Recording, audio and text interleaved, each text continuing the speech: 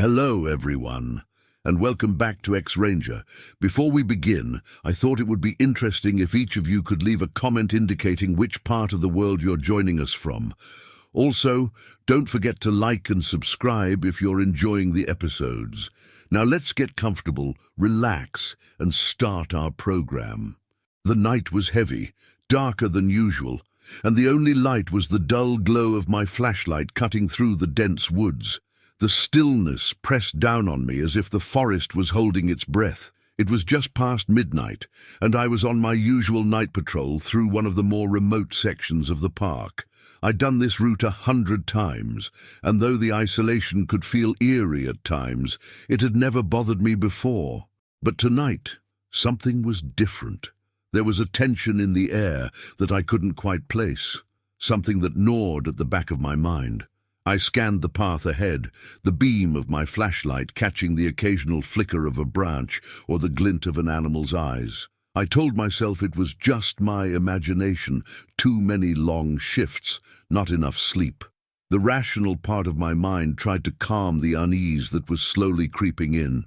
Then I saw them, two yellow eyes reflecting back at me from the darkness, too far apart to be any deer or coyote. I stopped dead in my tracks, the beam of light frozen on the spot where the eyes hovered. They didn't blink or move, just stared, unwavering, unnatural. For a moment, I was paralyzed. My heart pounded in my chest, and a cold sweat started to form on my neck. I shifted the light slightly, trying to make out what kind of animal could be staring at me with such intensity. But whatever it was, it stayed hidden in the shadows, just out of reach of the light. I took a deep breath, forcing myself to calm down. Just an animal, I muttered under my breath, more to reassure myself than anything else. I slowly took a step forward, my hand instinctively moving to the radio clipped to my vest. I didn't press the button, though, didn't want to seem paranoid or, worse, weak in front of the other rangers back at base. No need to call in a false alarm. But the eyes didn't move. As I approached, the hairs on the back of my neck stood on end. There was something about this, something that wasn't right. I tried to rationalize it. Maybe it was an elk or some nocturnal predator.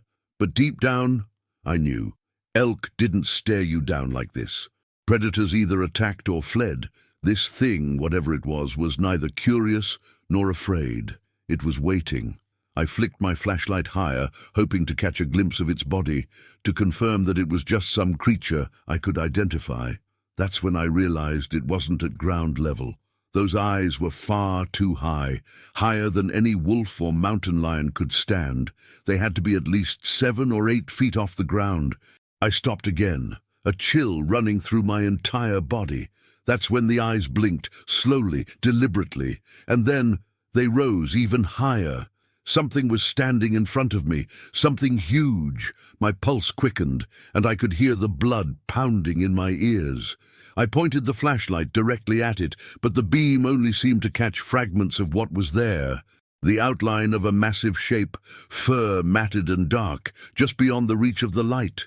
It shifted slightly, the movement slow and purposeful, as if it knew I could barely see it and was toying with me. "Hey!" I shouted, my voice cracking in the stillness of the forest. I don't know why I yelled, maybe to scare it off, or maybe to convince myself I had control of the situation. The creature didn't react. It just watched. Every instinct in my body screamed at me to run, but my feet were glued to the ground. I forced myself to take another step forward, as if confronting it would somehow make it go away. My flashlight flickered, and for the briefest of moments, I saw it, really saw it. It was standing on 2 legs. The thing was enormous, taller than any man I'd ever seen. Its body thick with muscle under layers of filthy, dark fur. Its face, its face was canine but wrong. The eyes were too large, too human, glowing with a sick, unnatural light. Its snout was long, lips pulled back in a snarl that revealed jagged teeth, sharper than any predators I'd seen in these woods. This wasn't a bear or a wolf or anything that belonged out here. This was something else, something I couldn't explain. I stumbled back, my heart slamming against my ribs as my flashlight flickered again. The thing moved, a slow, deliberate shift, as if it was considering its next move. It wasn't in a rush. It knew I wasn't going anywhere. I fumbled for my radio, the reality of the situation crashing down on me all at once. My hands were shaking so badly I could barely get a grip on the button. "Base, this is Ranger Cole," I stammered, my voice barely above a whisper. I've got something out here. Big. I don't know what it is, but it's—" The radio crackled, but there was no response. Static hissed through the speaker, followed by brief bursts of garbled words I couldn't make out. I pressed the button again, harder this time, desperation creeping into my voice. "Base, do you copy? I need backup, now!" Nothing, just static. Panic set in as I glanced back up at the creature. It hadn't moved. It was still just standing there, watching me, as if it knew the radio was useless. My mind raced. Was this thing responsible for the dead zones we'd been experiencing in the area, or was I just too far out for the signal to reach? I needed to move. I needed to get out of here, but my feet felt like they were rooted to the spot. My flashlight was barely functioning now, the beam flickering in and out as the batteries died. I was alone in the middle of the forest, with no way to call for help, and this thing wasn't going to let me leave. I took a deep breath, forcing my body to turn. Slowly, I started backing away, keeping the light trained on the creature as best I could. Its eyes followed my every movement, and for a moment I thought it might let me go, but then it took a step forward. The sound of its footfall echoed through the woods, low and heavy, like the ground itself was groaning under its weight. I froze, my breath catching in my throat. Another step, then another. It was moving toward me now, its massive form finally emerging from the shadows. My light flickered one last time and went out completely, plunging me into total darkness. I ran. I didn't think, didn't look back. I just ran. My boots pounded against the dirt, my lungs burning as I sprinted through the forest, branches whipping at my face and arms. Behind me, I could hear it crashing through the underbrush, fast and relentless. I didn't know how far I could go or if I could outrun it, but the fear was stronger than any pain in my legs or chest. I could hear its breathing now, loud and labored, like it was right on top of me. The ground shook with every step it took, but I couldn't stop. I wouldn't stop. I had to get back to the station, had to get out of these woods before— Suddenly, I tripped, my body hitting the ground hard. Pain shot through my ankle, but I scrambled to my feet, ignoring the searing heat that pulsed up my leg. I could hear the creature closing in, its heavy steps getting louder, closer. My head whipped around, and for a split second I saw it. Charging through the trees, eyes glowing, teeth bared. I bolted again, my body moving on pure adrenaline, my mind blank with terror. I could see the faint glow of the ranger station in the distance, but it felt like miles away. My body screamed for me to stop, to give up, but I pushed harder, faster, and then, just as suddenly as it had appeared, the sound stopped. I skidded to a halt, breathing hard, heart hammering in my chest. I turned, half expecting to see the creature still barreling toward me, but there was nothing, no movement, no sound. The woods were silent again, but I didn't wait to find out why. I hobbled the rest of the way to the station, barely able to stand by the time I reached the door. I slammed it behind me, collapsing against the wall, my entire body shaking uncontrollably. I stayed there for hours, waiting for the pounding of my heart to calm, waiting for the thing to smash through the door, to finish what it had started. But the door stayed closed, and the night passed without another sound. When morning came, I reported the incident to my supervisor. He listened, nodded, but I could tell from his expression that he didn't believe a word of it. They found no tracks, no evidence of anything unusual. Just my word, and the fear that I couldn't shake. But I knew what I saw, and I wasn't going back out there. Not alone. Not ever again. Story 2. The morning started like any other. Crisp mountain air, the smell of pine, and the sound of birds stirring the forest awake.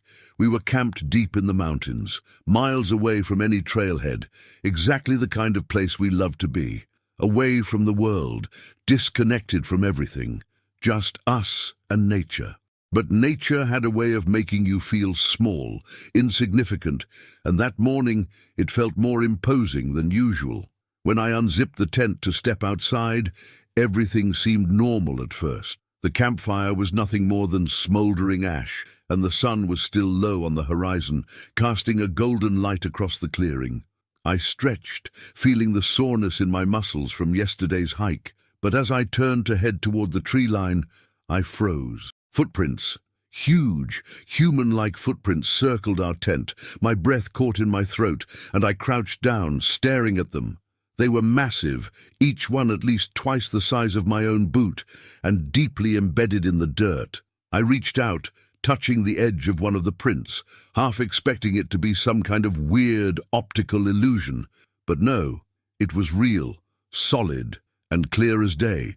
The prints were fresh, made sometime during the night. "Hey, guys," I called out, my voice shaky. "You need to see this."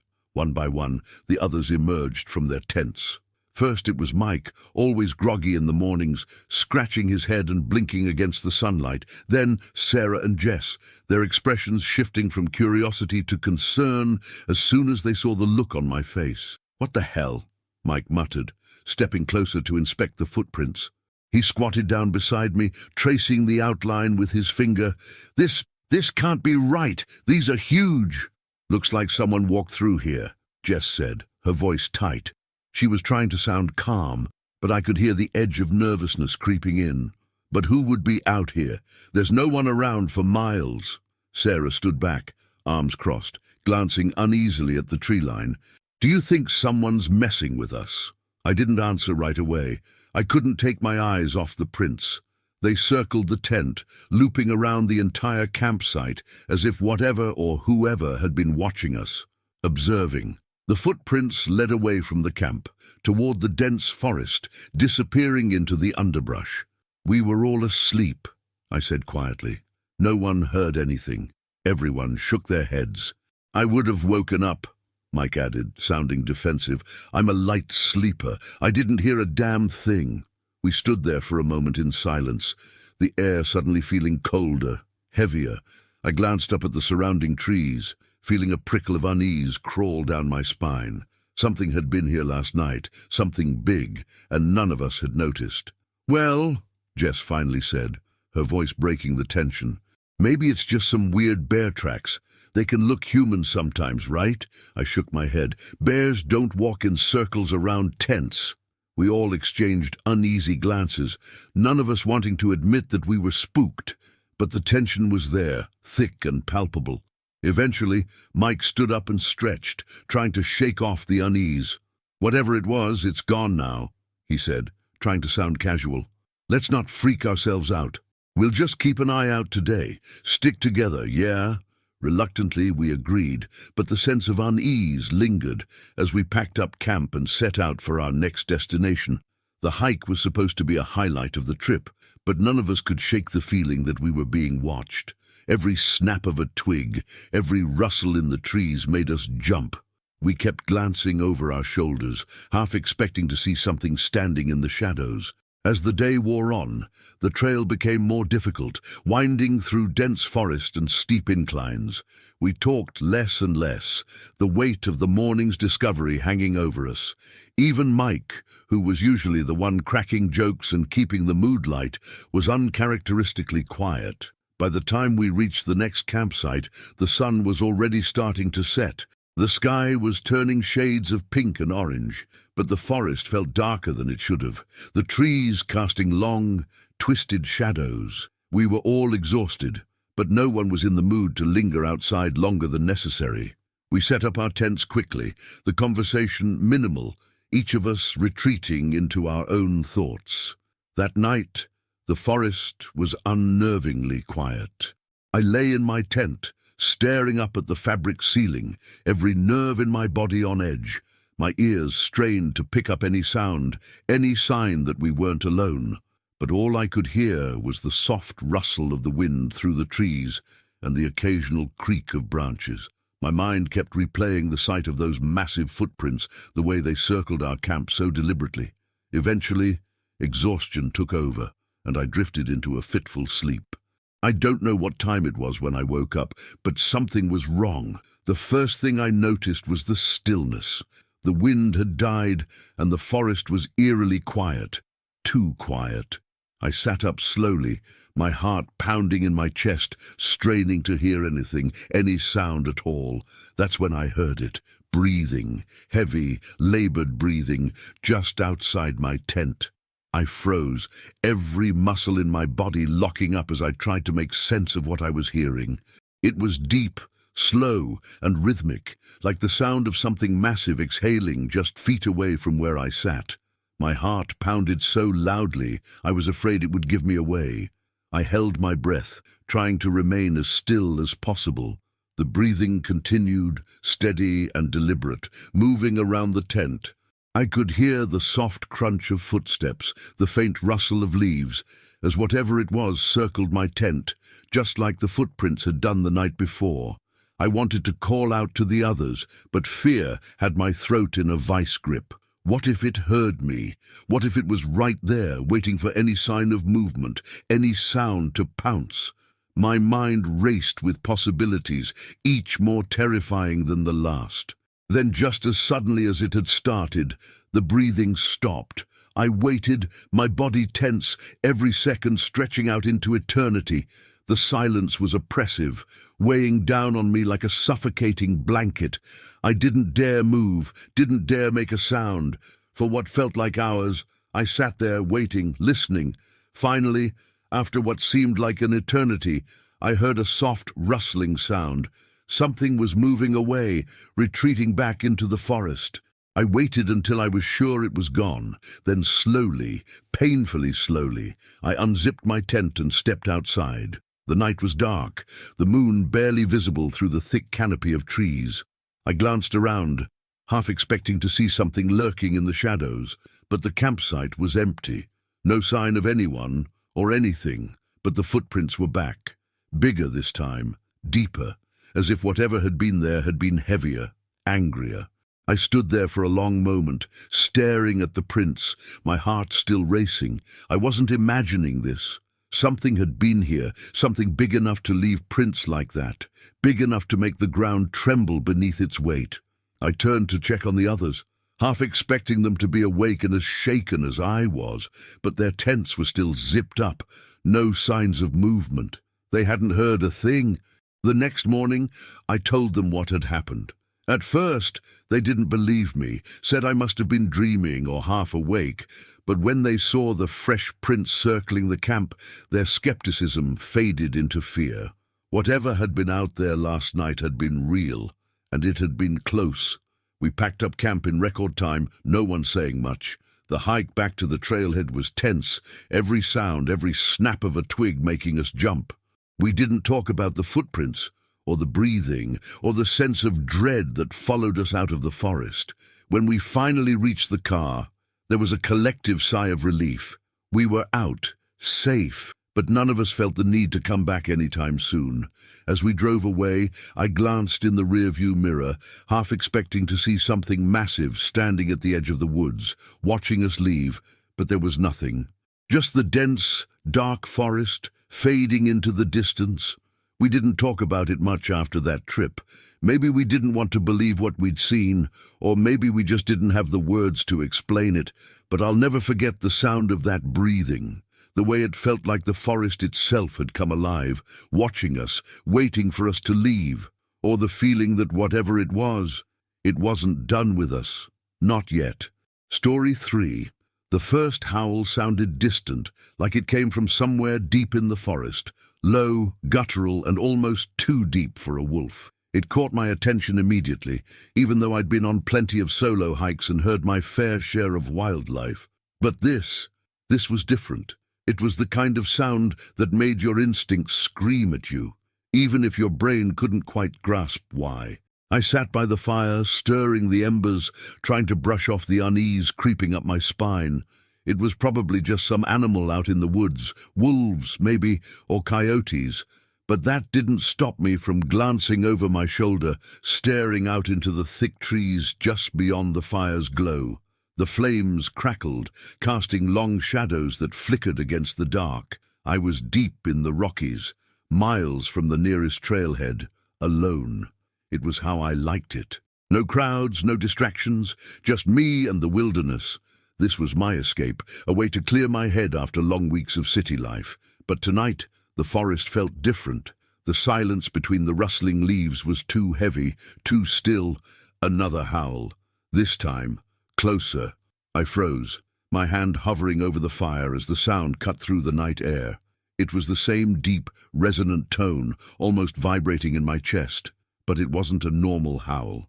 It had this strange, unnatural edge to it, like it was coming from something bigger than a wolf, something that shouldn't be out here. I set down the stick I'd been using to poke the fire and stood up, my eyes scanning the tree line. The flashlight lay next to me, and I grabbed it, turning it on with a quick flick. The beam cut through the darkness, revealing the trunks of the towering pines and the thick underbrush that surrounded my small campsite. Nothing, just the soft swaying of the trees in the breeze. Probably just a big coyote, I muttered to myself, though I didn't quite believe it. I tried to relax, but the adrenaline had already started pumping through my veins. I could feel the forest watching me, or maybe it was my imagination playing tricks. Either way, the night no longer felt like the peaceful solitude I'd sought.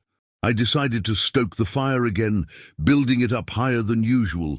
The warmth and light gave me some comfort, a barrier against the oppressive dark. I sat back down, trying to convince myself that it was all in my head, that I'd been out here alone dozens of times and nothing had ever happened before. But the night wore on, and the forest didn't give me that usual sense of calm. The howling stopped for a while, but something else replaced it. Footsteps, soft at first, almost too quiet to notice, just the faint crunch of leaves underfoot.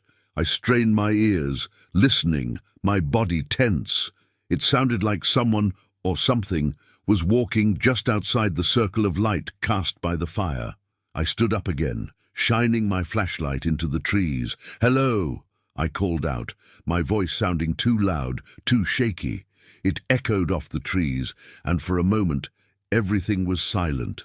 Then, something moved. I barely saw it, just a flicker of motion between the trees, something big darting past, just outside the reach of my flashlight. My heart jumped into my throat, and I aimed the beam toward where I thought I'd seen it. But there was nothing there, just more trees, more darkness. A cold chill ran down my spine. Whatever it was fast and big. The rational part of my brain tried to offer explanations. Maybe it was a bear, or a large elk. But the way it moved didn't sit right with me. It wasn't lumbering like a bear, and it wasn't the skittish movement of a deer. It was quick and purposeful, as though it was circling me. Another howl rang out, much closer this time. I could feel the vibration of it in my bones. I swallowed hard, my mouth dry as I slowly backed toward the fire. My hands shook as I gripped the flashlight tighter, swinging it back and forth, trying to catch any sign of movement. But whatever was out there, it was staying just beyond the light, hidden in the shadows. The footsteps started again, heavier now, closer. I turned, shining the light behind me, but all I saw was the flickering underbrush swaying in the wind. I wasn't imagining it. Something was out there. I grabbed my hatchet from my pack, my pulse racing. I wasn't ready to start panicking, but I couldn't just sit there either. I needed to be prepared for whatever was lurking in the dark. The next howl sent a wave of fear crashing over me. It was so close now, I could almost feel the breath of it. This wasn't a wolf, it wasn't a coyote. I didn't know what it was, but it was too big, too loud, too wrong. I tried to think rationally, but my mind was racing. Should I pack up and make a run for it? But the trailhead was miles away, and whatever was out there was faster than me. The only thing between me and that thing was the fire, and I wasn't sure if it was enough. The footsteps stopped. Silence. My flashlight flickered, and my heart skipped a beat. I slapped it against my leg, trying to get it to stay on, but the light dimmed again before finally cutting out completely. Now I was standing there, hatchet in one hand, useless flashlight in the other, with nothing but the fire behind me to keep me company. And then I heard it, breathing, heavy, ragged breathing, just beyond the firelight. I turned slowly, my eyes straining to see through the darkness. My mouth went dry, my heart pounding in my ears. The flames crackled softly, throwing dancing shadows across the ground, but I could hear it, whatever it was. It was close. Too close. A shape emerged from the trees, massive and hunched, moving on two legs. My breath caught in my throat as I saw it for the first time. It was tall, impossibly tall, with thick, matted fur covering its body. Its face was long and canine, like a wolf, but distorted, with a snout that jutted forward and teeth that glinted in the firelight. Its eyes were glowing. I froze, every instinct screaming at me to run, but I couldn't move. The thing was staring at me, watching, as if it was deciding what to do next. Its lips curled back, revealing sharp, yellowed teeth. The firelight flickered off its fangs, and I took a shaky step backward, my body trembling with fear. The creature let out a low, guttural growl, and I could feel the vibrations in the air. It took a step toward me, and I felt my legs finally kick into gear. I bolted, sprinting toward the tree line on the other side of the camp, my breath coming in short, panicked gasps. I could hear it behind me, crashing through the underbrush, its heavy footsteps pounding the earth. It was fast, faster than anything that big should be. Branches whipped at my face as I ran, the sound of my own heartbeat thundering in my ears. I didn't dare look back. I didn't need to. I could feel it gaining on me, closing the distance with every step. My legs burned, but I pushed harder, the adrenaline surging through my veins. I stumbled over a root, nearly falling, but managed to catch myself just in time. I glanced over my shoulder, and my blood ran cold. The creature was there, its glowing eyes locked onto me, its teeth bared in a snarl. It was less than 10 feet away. I ducked behind a large tree, trying to catch my breath, my heart pounding so hard I thought it might burst. The creature slowed, sniffing the air, its head swiveling as it searched for me. I pressed myself against the tree, trying to make myself as small and quiet as possible. For a moment, the only sound was the creature's heavy breathing. It was so close, I could hear the low rumble in its throat, the sharp intake of air through its snout. My hands trembled, my mind racing. I gripped the hatchet tighter, though I knew it wouldn't do much good. The creature moved closer, its massive form silhouetted against the moonlight. I held my breath, every muscle in my body tense, waiting for it to find me. But then, as suddenly as it had appeared, it stopped. It sniffed the air once more, growled low in its throat, then turned and disappeared back into the woods. I stayed pressed against the tree for what felt like an eternity, my breath coming in shallow, ragged bursts. When I was sure it was gone, I finally collapsed to the ground, my body shaking uncontrollably. I never saw it again after that night, but I packed up camp the next morning and hiked out of there as fast as I could. Whatever that thing was, it wasn't natural. It wasn't part of the forest. It was something else, something that didn't belong, and I would never come back to find out what. Story 4. The cave wasn't on any map. We'd been deep in the woods for days, hiking farther than most people dared to venture. We were explorers, amateur spelunkers with a taste for the unknown. So when we stumbled upon the mouth of a cave, tucked away in the hillside, hidden by thick brush and the towering pines, it felt like striking gold. The air around the entrance was colder than the rest of the forest, a chill that crept into your bones, but we were too excited to care. We had ropes, headlamps, and a hunger for adventure. This was exactly the kind of find we were hoping for. "Look at this," Sam said, brushing aside some of the moss and dirt at the entrance. "This place has been untouched for years, maybe centuries." I squatted down next to him, running my fingers over the stone. The opening was just wide enough for us to slip through one at a time. The rocks were smooth, almost polished, but covered in layers of grime. The deeper I looked into the darkness of the cave, the more I felt something stir in the pit of my stomach. A nagging feeling, a slight unease, like we were about to walk into something we weren't supposed to, but we were curious, and curiosity always wins out, doesn't it? "Let's see what's inside," I said, trying to shake off the weird feeling. We slipped into the cave one by one. First Sam, then Claire, and finally me, bringing up the rear. Inside, it was cooler, damp. The walls were close, claustrophobic at first, but after crawling a few feet, the space opened up.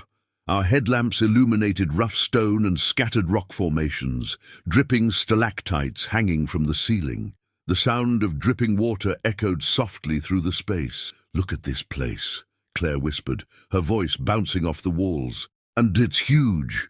Sam moved ahead, eager as always, his headlamp bobbing up and down in the darkness. I followed close behind, but as I did, something caught my eye, a series of scratches on the walls. They were deep, like something had clawed at the stone, desperate to get out. My stomach churned a little, but I pushed it aside. Probably just the result of erosion or some animal burrowing, I told myself. We pressed deeper into the cave, moving through narrow passageways that opened up into large chambers. The deeper we went, the more I noticed those strange scratches. They were everywhere, on the walls, the floor, even on the ceiling in some places. And the deeper we went, the more unnatural they looked. They didn't follow the patterns of any animal I could think of. The marks were deliberate, almost like symbols, though distorted and irregular. "Guys," I called out, my voice breaking the stillness. "Did you see these scratches?" Sam stopped ahead, turning his headlamp back toward me.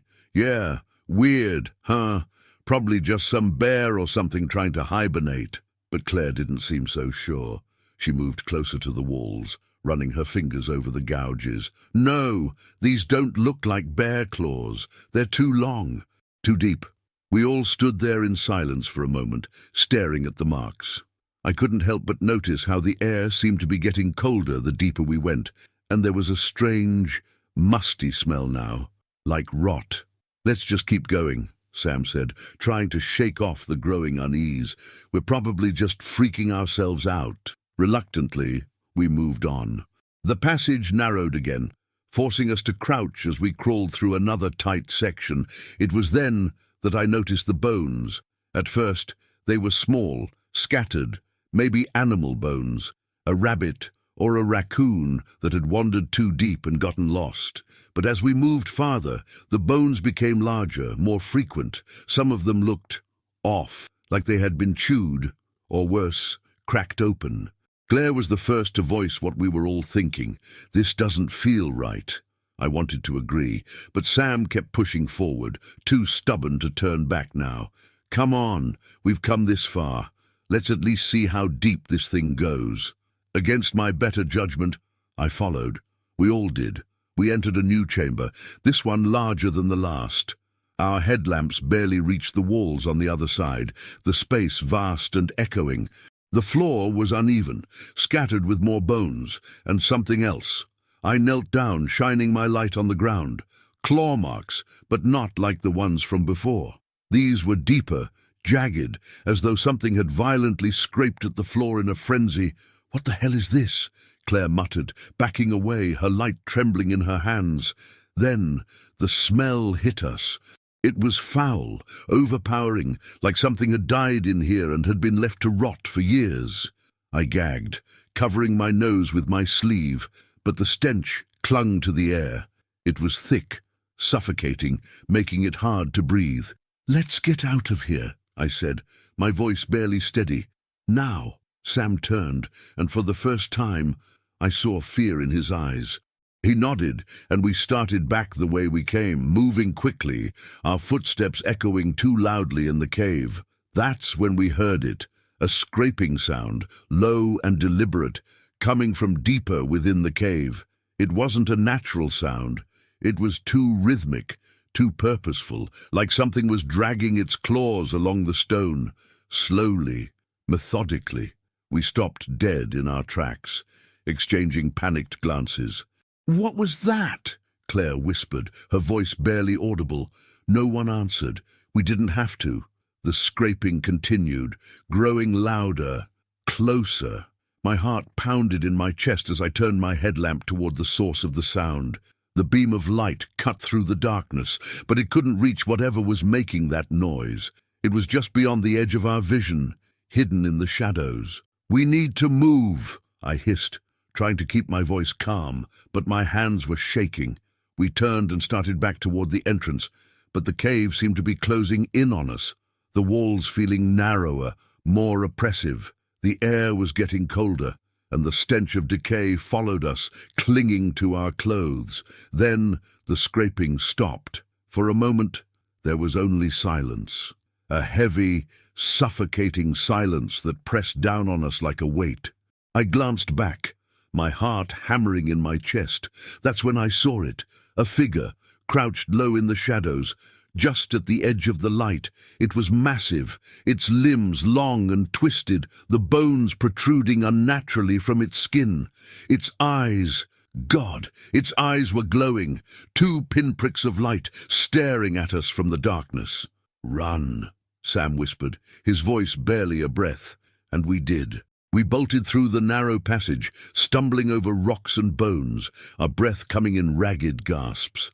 The thing behind us let out a low, guttural growl, a sound that echoed through the cave like the rumble of a distant storm. I could hear it moving now, faster than before, the scraping of its claws against the stone growing louder. It was chasing us. My legs burned as I ran, my mind racing, trying to remember the way out. The cave twisted and turned, and in the panic everything looked the same. My headlamp flickered, casting erratic shadows against the walls. I stumbled, nearly falling, but Sam grabbed my arm, pulling me back to my feet. "Come on!" he yelled, his voice cracking with fear. We rounded a corner, and there, finally, was the narrow opening we had crawled through to enter the cave. Claire was already halfway through, her legs scrambling to pull herself out. I dropped to my hands and knees, pushing myself through the tight space as fast as I could, the sound of claws on stone growing louder behind me. The light outside was dim, but it was enough. I could see the trees, the sky, freedom.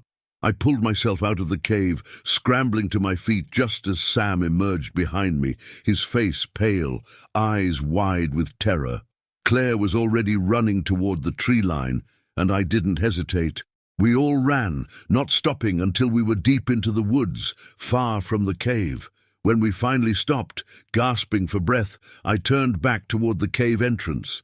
It was barely visible now, hidden by the brush, the darkness of the forest swallowing it whole. For a moment, the world was silent again, just the wind rustling through the trees, the sound of our heavy breathing filling the air. Then from deep within the cave, we heard the scraping once more. We never went back. Story 5. The forest had a way of feeling alive, like it was breathing along with you, watching you as you moved through it. But this part of the woods, the section everyone warned me about, was different. It was silent, not the peaceful kind of silence you find in nature, the kind that brings you calm. No, this silence felt unnatural, oppressive, like the trees themselves were holding their breath. I had heard the stories, the missing hikers, the strange sounds, the rumors of something lurking in these woods, but I had always chalked them up to local superstition. That is, until I found the handprints. It was my second week on patrol in this section of the national park, and I'd been sent to check on the more remote areas where hikers occasionally went missing. Most times it was just people getting lost, panicking, and wandering off the trail, only to be found days later, shaken but unharmed. But every once in a while, someone vanished for good. The locals had their theories: bears, wolves, maybe even a mountain lion, but no one had ever found any real evidence. No bodies, no signs of struggle, just empty tents or abandoned gear, as if the person had simply walked away from their life. That morning, the reports came in of strange noises, deep, guttural groans that seemed to echo through the trees, terrifying a group of hikers who refused to return. As the park's senior ranger, it was my job to investigate. The first hour of my patrol was uneventful. The trail was well worn, the trees towering overhead, casting long shadows in the early morning light. Birds chirped in the distance, and a soft breeze rustled the leaves. But as I ventured deeper, the air grew colder, and the forest became unnervingly quiet. I don't know exactly when I saw the first one. I'd been walking for what felt like miles when something caught my eye, a dark smear on the trunk of a tree just off the trail. I approached, squinting against the sunlight filtering through the branches, and felt my breath hitch in my throat. It was a handprint, a massive human-like handprint smeared across the bark, the fingers long and twisted. The palm was broad, too broad to be a person's, and the print was smeared with something dark, mud or blood. I crouched down, running my fingers over the print. It was fresh. I stood up, scanning the trees around me. My heart started to beat a little faster. The forest was completely still now. No wind, no birds, nothing. The silence pressed down on me like a weight. Something wasn't right. I kept walking, but my pace was slower now, more cautious. Every snap of a twig underfoot made me flinch, and I found myself glancing over my shoulder more often than I liked to admit. The trail was barely visible now, more overgrown than I had expected. As I rounded a bend, I spotted another handprint. This one was smeared higher on the tree, as if whatever had left it was moving upright. A cold chill crept up my spine. I didn't want to admit it to myself, but I couldn't shake the feeling that something was watching me. I pressed forward, trying to stay calm. It was probably nothing, I told myself. Maybe just some animal brushing against the trees. But deep down, I knew that wasn't true. These prints were too deliberate, too human, yet they were too large to belong to any person. Then I heard it, a low, deep groan. It sounded like it came from the earth itself, vibrating up through the ground and into my bones. I froze, heart racing, as the sound echoed through the trees. It was like nothing I had ever heard before, too deep to be a bear, too slow to be a wolf. It was something else, something that didn't belong in the woods. I reached for my radio, my fingers trembling. "This is Ranger Miller," I said, my voice barely steady. "I'm out near the ridge, and I've got something unusual, possible animal sighting, large, upright, leaving prints on the trees." I paused, waiting for a response. Static. "Base, do you copy?" I tried again, but there was nothing. The radio hissed and crackled, but no voice came through. Great, just great. I stood there for a moment, weighing my options. I could turn back, call for backup, and get the hell out of there. But something kept me moving forward.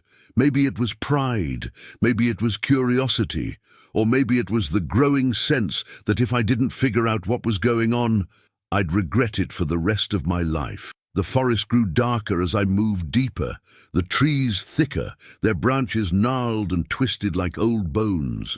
My footsteps seemed too loud in the quiet, each crunch of leaves underfoot echoing like a gunshot. I followed the trail of handprints, each one larger and more grotesque than the last, until I reached a small clearing. That's when I saw it. Standing just beyond the edge of the clearing, half hidden in the shadows, was a figure. It was tall, at least 8 feet, maybe more, its body covered in matted fur that hung from its frame like wet rags. It stood on 2 legs, its posture hunched and predatory, its long arms dangling almost to the ground. And its eyes glowed yellow, staring at me from the darkness. I couldn't move, I couldn't breathe. For what felt like an eternity, we stood there, staring at each other. My mind raced, trying to make sense of what I was seeing. This wasn't a bear or a wolf or anything that belonged in these woods. This was something else, something primal, something that shouldn't exist. Then it moved. It took a slow step forward, its massive foot sinking into the earth with a low thud. The muscles in its body rippled under its fur, and I saw the faint glint of sharp teeth as its lips curled back into a snarl. It let out another groan, deep and guttural, and the sound sent a wave of cold terror through my body. I didn't wait to see what it would do next. I turned and ran. Branches whipped at my face, and my breath came in ragged gasps as I tore through the forest, my heart pounding in my chest. I could hear it behind me, crashing through the underbrush, its footsteps heavy and fast. It was following me, and it was gaining. I pushed myself harder, adrenaline surging through my veins, but no matter how fast I ran, I could still hear it. The groaning, the snapping of branches, the heavy thud of its footsteps growing closer with every second. My lungs burned, and my legs felt like they were about to give out, but I couldn't stop. I wouldn't stop. Up ahead, I saw the trail, a narrow dirt path cutting through the trees. If I could just make it there, maybe I could find my way back to the ranger station. Maybe I could lose it. But just as I reached the trail, something grabbed me. A massive hand, its fingers long and twisted, wrapped around my arm and yanked me off my feet. I hit the ground hard. The wind knocked out of me, and before I could even register the pain, I was being dragged backward, away from the trail, away from safety. I kicked and screamed, thrashing against the creature's grip, but it was no use. It was too strong. I could feel its breath on my neck, hot and foul, and the sound of its low growl vibrated through my body. I twisted, desperate, and managed to land a kick against its leg. It wasn't much, but it was enough to loosen its grip for just a second. I scrambled to my feet, adrenaline giving me the strength to keep moving, and bolted down the trail. I didn't look back. I didn't need to. I could still hear it crashing through the forest behind me, but it was slower now, farther away. Maybe it had been wounded, or maybe it was toying with me, but I didn't care. All I cared about was putting as much distance between us as possible. When I finally burst through the trees and into the open field near the ranger station, I collapsed, gasping for breath, my body trembling with exhaustion and fear. The sun was starting to set, casting long shadows across the field, but I didn't feel safe. Not yet. I made it back to the station, but I couldn't shake the feeling that it was still out there, watching, waiting. Whatever it was, whatever had left those handprints in the forest, it wasn't finished. Not yet. And I wasn't going back to find out what it wanted. Story 6. It was supposed to be an ordinary camping trip, a chance to escape the noise of the city and disappear into the wilderness for a few days. Just me and my 3 friends, surrounded by miles of untouched forest, no phones, no work, no stress. We wanted isolation, and we found it in a secluded spot far off any marked trail. The forest was thick, quiet, and alive with the hum of nature. It was exactly what we needed, or so we thought. We stumbled on the abandoned campsite the second day out. At first, it looked like a typical clearing, just a flat patch of dirt with some rocks that someone had arranged into a fire ring. But as we got closer, the feeling of excitement started to drain from me, replaced by an uneasy chill that crawled up my spine. The tents were still there, 2 of them, sagging and torn, half buried under leaves and debris. One looked like it had been slashed open, its fabric hanging in long, jagged strips. Scattered around the site were shoes, a few empty water bottles, and a backpack with its contents spilled across the ground. There was no sign of the people who had been here. No note, no gear packed up. It was as if they had just disappeared, leaving everything behind. "What the hell happened here?" Mike muttered, kneeling down to inspect one of the tents. His hand hovered over the shredded material. "This doesn't look like an animal, more like someone took a knife to it." Jess stood a few feet away, her arms wrapped around herself like she was trying to ward off the chill that seemed to hang in the air. "Do you think someone attacked them?" Her voice was small, uneasy. "Could be," I said, though I wasn't convinced. The place didn't look ransacked. It looked abandoned, forgotten. Like something had scared the campers off so badly they left without taking anything. Claire was silent, her eyes scanning the tree line as if expecting something, or someone, to come bursting out of the woods at any moment. I could see the tension in her jaw, the way her shoulders were hunched, like she was bracing for something bad. None of us wanted to admit it, but we all felt it, that creeping sense of dread that had settled over the camp like a fog. "We should leave," Claire said suddenly, her voice sharp in the quiet. "I don't like this." Mike stood up, brushing dirt off his jeans, but he didn't argue. "Yeah, maybe we should find another spot for tonight. This place gives me the creeps." We didn't need to be told twice. We grabbed our packs and moved on, the abandoned campsite fading into the trees behind us. But the unease followed us. The further we walked, the quieter the forest seemed to get. The usual sounds of birds and rustling leaves had gone still, replaced by an eerie, unnatural silence that set my nerves on edge. By the time we set up camp that evening, the sky had darkened to a deep, oppressive grey, and the forest felt like it was closing in on us. We were miles from the abandoned site now, but none of us could shake the feeling that something was wrong. The fire crackled, casting long shadows across the clearing, but the warmth didn't reach us. We sat around the flames, eating in silence, each of us lost in our own thoughts. The only sound was the soft crackle of the fire and the occasional whisper of wind through the trees. Even that felt wrong, unnatural. Then, just as I was starting to think maybe we'd been overreacting, we heard it. A low, guttural growl, coming from somewhere just beyond the edge of the firelight. It was deep, too deep to be a coyote or a wolf. It sounded big, bigger than anything that should have been out there. We froze, our eyes darting toward the darkness, straining to see past the flickering light of the fire. I could feel my heart pounding in my chest, the hairs on the back of my neck standing on end. "What the hell was that?" Mike whispered, his voice barely audible over the crackling flames. No one answered. We were all listening, waiting, hoping it was just our imaginations playing tricks on us. But then it came again, louder this time, closer. I stood up slowly, grabbing the flashlight from my pack and flicking it on. The beam of light cut through the darkness, illuminating the trees around us. But there was nothing. Just the dense, tangled forest. "Maybe it's just an animal," Jess offered, though her voice wavered. She didn't believe it, and neither did I.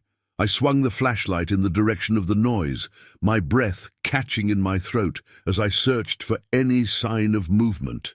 The beam landed on the underbrush, revealing nothing but branches and leaves swaying gently in the breeze. Then, just as I was about to turn back, I saw it. A pair of glowing eyes staring back at me from the darkness. They were high off the ground, far too high for any normal animal. My heart dropped into my stomach, and for a second I couldn't move. Those eyes were watching us, unblinking, too intelligent, too predatory. I swallowed hard and stepped back, my voice barely a whisper. "There's something out there!" The others stood up, their eyes wide as they followed my gaze. The fire crackled louder now, the only sound in the deafening silence of the forest. The eyes didn't move. They just stared at us, glowing eerily in the darkness. Mike grabbed a stick from the fire, holding it like a weapon, the flames licking up toward the sky. "Whatever it is, it's not coming any closer." But as soon as he said it, the eyes disappeared. One moment they were there, and the next they were gone, vanished into the shadows. We stood there, frozen, waiting for something to happen. The silence dragged on, thick and suffocating. My mind raced with possibilities. Was it a bear?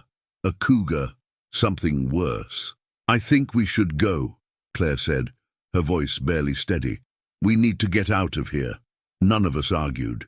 We packed up camp as quickly as we could, fumbling with our gear in the flickering firelight.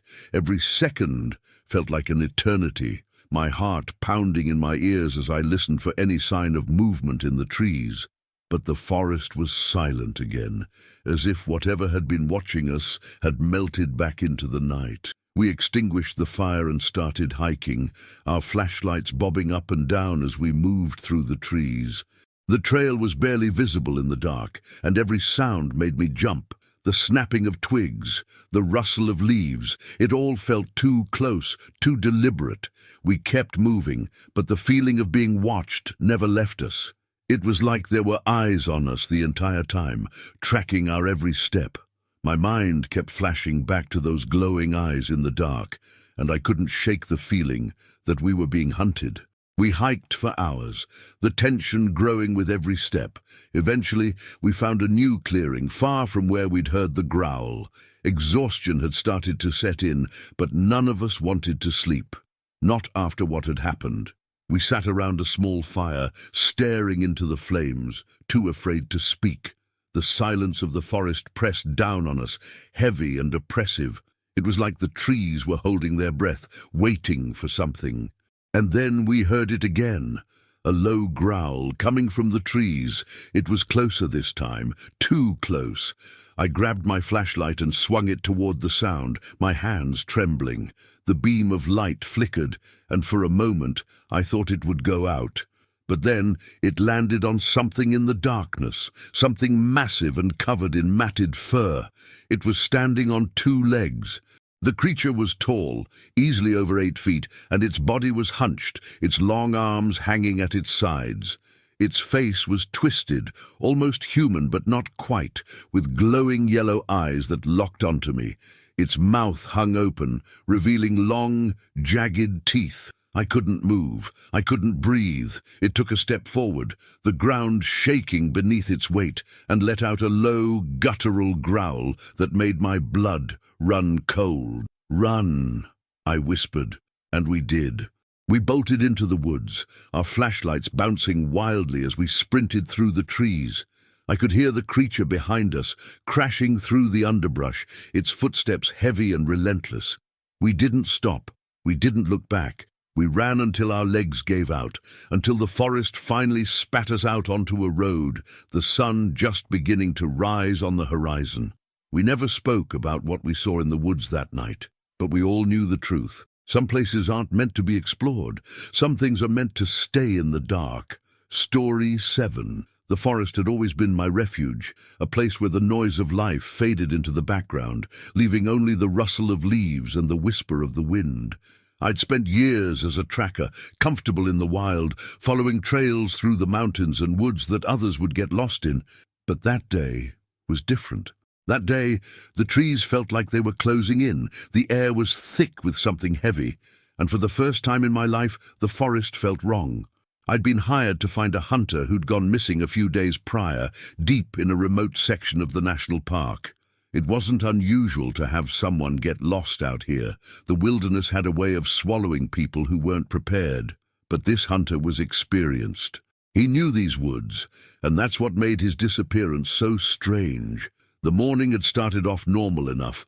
I'd parked my truck at the trailhead, loaded up my gear, and set off into the dense underbrush. The trail was faint, barely used, but I followed it easily, the way I always had. I wasn't worried. Not yet. By noon, though, things had changed. I found the first footprint about 6 miles near a small creek that cut through the forest. It was large, larger than any human print I'd ever seen, even with boots. The edges of the print were fresh, the dirt still damp and packed down like something heavy had passed through. But what struck me most was the shape. It wasn't quite right. Too broad, the toes elongated and splayed in a way that didn't match anything I'd ever tracked. It looked human, but wrong. I crouched down, running my fingers along the edge of the print, trying to make sense of it. Bears, wolves, even elk, they all had distinct tracks. This didn't fit any of them, and it wasn't the missing hunter's boot print either. That's when the feeling hit me. A strange, prickling sensation at the back of my neck, like I was being watched. The hair on my arms stood on end, and for the first time in years, I felt a wave of unease creep over me. I stood up slowly, scanning the trees around me, but saw nothing. The forest was still, unnaturally so. No birds, no insects, just silence. I shook it off, telling myself it was just my imagination. People get lost in their heads out here, especially when they're alone. I was here to do a job, and I wasn't going to let some strange footprint throw me off. I kept moving. As the hours passed, though, I couldn't shake the feeling that something was following me. Every few minutes, I'd catch a glimpse of movement out of the corner of my eye, a shadow darting between the trees, or the rustle of branches that didn't match the rhythm of the wind. But whenever I turned to look, there was nothing there, just more trees, more silence. By late afternoon, I was deep into the forest, farther than most people ever ventured. The sun was beginning to dip behind the mountains, casting long shadows across the trail. That's when I found the second footprint, and the third. They were scattered along the trail, leading deeper into the woods, each one larger and more defined than the last. I knelt down, examining them closely. These tracks weren't from the missing hunter. They were too large, too deliberate. Whatever had made them was moving on two legs, but the prints were spaced too far apart for any human stride.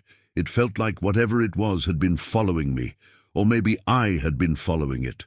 I stood up, unease twisting in my gut, and that's when I heard it. A low, guttural growl, faint but unmistakable. It came from somewhere behind me, hidden in the trees. I froze, my breath catching in my throat, every instinct screaming at me to run. But I didn't move. I couldn't move. The sound was unlike anything I'd ever heard, deep and predatory, like the rumble of a bear, but more guttural, almost like a voice. Slowly, I turned, my heart hammering in my chest. The forest was dim now, the shadows long and thick, but I could see something moving between the trees, just at the edge of my vision. It was tall, hunched, its outline barely visible in the fading light. I couldn't make out details, just the impression of a massive figure, upright, moving with a slow, deliberate grace. I gripped the handle of the hunting knife at my belt, my fingers slick with sweat. My mind raced, trying to make sense of what I was seeing, but nothing fit. It wasn't a bear, it wasn't human, it was something else, something I didn't want to believe was real. Then it stepped into the clearing. I saw it clearly for the first time. The creature stood on two legs, its body covered in thick, matted fur. Its arms were long, almost too long, with hands that ended in sharp, curved claws. But its face, that was the worst part. It was almost human, but twisted, distorted, with deep-set eyes that glowed faintly in the dim light. Its mouth was wide, filled with sharp teeth, and it stared at me with an intelligence that made my blood run cold. For a long moment, neither of us moved. I stood there, frozen, my heart pounding in my ears, every instinct in my body screaming at me to run. But I couldn't. I was trapped in its gaze, unable to tear myself away from those glowing eyes. Then it took a step forward. The movement broke the spell, and without thinking, I turned and bolted. I didn't care about the trail, didn't care about the direction. I just ran. Branches whipped at my face, the ground uneven beneath my feet, but I didn't stop. I could hear it behind me, crashing through the trees, its footsteps heavy and fast. It was close, too close. I ran harder, my lungs burning, my legs screaming in protest. My mind was blank with fear, my body running on pure adrenaline. The sound of its growls filled the air, growing louder, more intense. It was chasing me, and it was gaining. I stumbled over a fallen log, my body hitting the ground hard. Pain shot through my ankle, but I didn't stop. I scrambled to my feet, my breath ragged, and kept running. The forest was thick around me, the trees pressing in from all sides, but I didn't dare look back. I could feel it behind me, the weight of its presence like a shadow hanging over me. Finally, I saw it, the small cabin I'd passed on my way in. It was old, abandoned, but it was shelter. I sprinted toward it, my legs shaking, my vision blurred with fear. I reached the door, throwing it open and slamming it shut behind me, my chest heaving as I collapsed against the wall. For a moment, there was silence. My mind raced, my body trembling with exhaustion and fear, but then I heard it, a low, guttural growl right outside the cabin. I could hear its footsteps, slow and deliberate, circling the cabin, the sound of its claws scraping against the wood. It was waiting. I didn't dare move. I sat there, my back pressed against the wall, my knife gripped tightly in my hand. The air was thick with the scent of earth and decay, and I could hear its breathing, heavy and labored, just outside the door. Hours passed, or maybe it was minutes. I couldn't tell. But eventually, the sounds faded, the footsteps growing distant until there was only silence. I didn't leave the cabin until dawn. When I finally stepped outside, the forest was still, the air crisp and cool. The creature was gone, but the memory of its glowing eyes stayed with me. I never found the hunter. I never went back to that part of the forest again, and I never stopped feeling like something was still watching me, waiting for me to come back. Story 8. The wind was like ice against my face as I sat by the dying fire, the winter night pressing down on me with an oppressive weight. Alone in the wilderness, miles from civilization, I had thought this trip would be a test of endurance, a way to prove to myself that I could survive anything nature threw at me. But as the cold crept into my bones and the fire flickered weakly, I realized that the biggest threat wasn't the snow or the freezing wind. It was something else, something I couldn't see but had started to feel, a presence, a shadow lurking just beyond the firelight. It started with a sound, a distant, mournful wail that echoed through the trees. At first, I thought it might have been the wind, the way it sometimes howls through the mountain passes, but this was different. It had a human edge to it, like someone or something was crying out in the darkness, the kind of sound that grips your gut and squeezes. I stood up, my breath visible in the cold air, scanning the dark forest around me. The trees loomed tall and skeletal, their branches swaying slightly in the wind, but I couldn't see anything. My fire was small, barely enough to cast a circle of light around me, and beyond that, the world dissolved into shadows. The wail came again, louder this time, closer. I'd been out here for 3 days, a winter survival challenge I'd put myself through every year. But this time was different. The snow had come earlier than expected, thick and relentless, cutting off any hope of getting back to the main trail before morning. And now this sound that was too human to be an animal, yet too inhuman to be anything I could explain. I grabbed my flashlight from my pack and flicked it on, the beam piercing the darkness, but revealing nothing but snow-covered trees and endless white. My heart pounded in my chest, the cold forgotten as a chill of a different kind crawled up my spine. "Hello!" I called out, my voice sounding small and frail against the vast emptiness around me. The only response was the soft crunch of snow under my boots as I took a step toward the edge of my camp, my breath shallow and uneven. There was no answer, but I hadn't expected one. I had heard the stories, of course. Every seasoned survivalist knew about the legends that surrounded these woods, the tales passed down from those who had lived here long before any of us ventured into this wilderness. Stories of a creature that stalked the mountains during the harshest winters, driven mad by hunger, by the cold. They called it the Wendigo. I had always laughed it off, just another bit of folklore to scare tourists or keep kids from wandering too far into the forest. But now, standing alone in the darkness, with that mournful wail still echoing in my ears, I wasn't laughing. The sound came again, closer than before, and this time it was followed by the distinct crunch of footsteps in the snow. My blood turned to ice. "Who's there?" I shouted, swinging the flashlight wildly, my pulse racing. The beam caught only more trees, more snow, and the endless, suffocating blackness between them. But the footsteps didn't stop. They were deliberate, slow, as if something or someone was circling the camp, staying just out of sight.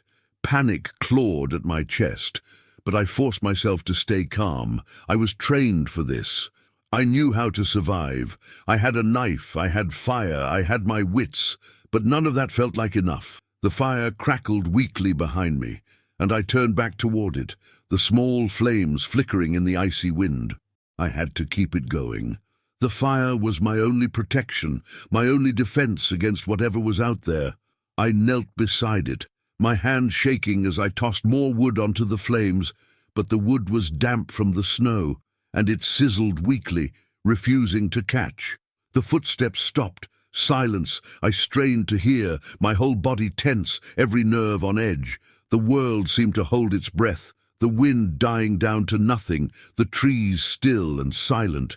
And then, from the darkness, I heard it, breathing, slow, heavy breathing, the sound of air being drawn in and exhaled in long, deliberate puffs.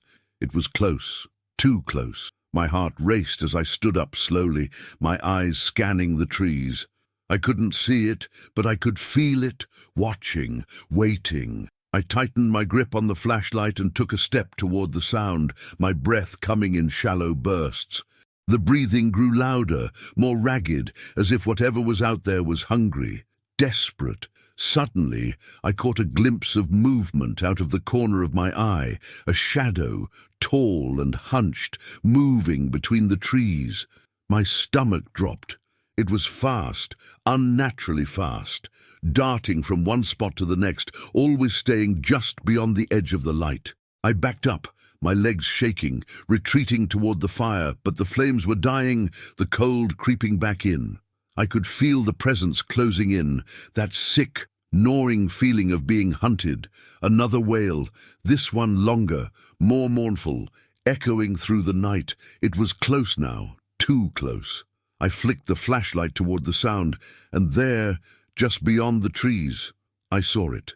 The creature stood taller than any man, its gaunt body wrapped in tattered skin that clung to its bones like a second death. Its eyes glowed faintly in the darkness, sunken deep into its skull, and its mouth hung open in a grotesque grin, jagged teeth visible even from where I stood. It was human, or at least it had been once, but now it was something else, something twisted, hollowed out by the cold and the hunger.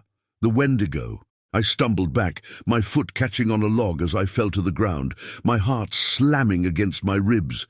The creature let out a low growl, its body moving with unnatural speed as it darted closer, its eyes locked on me. I scrambled to my feet, my hand fumbling for the knife at my belt.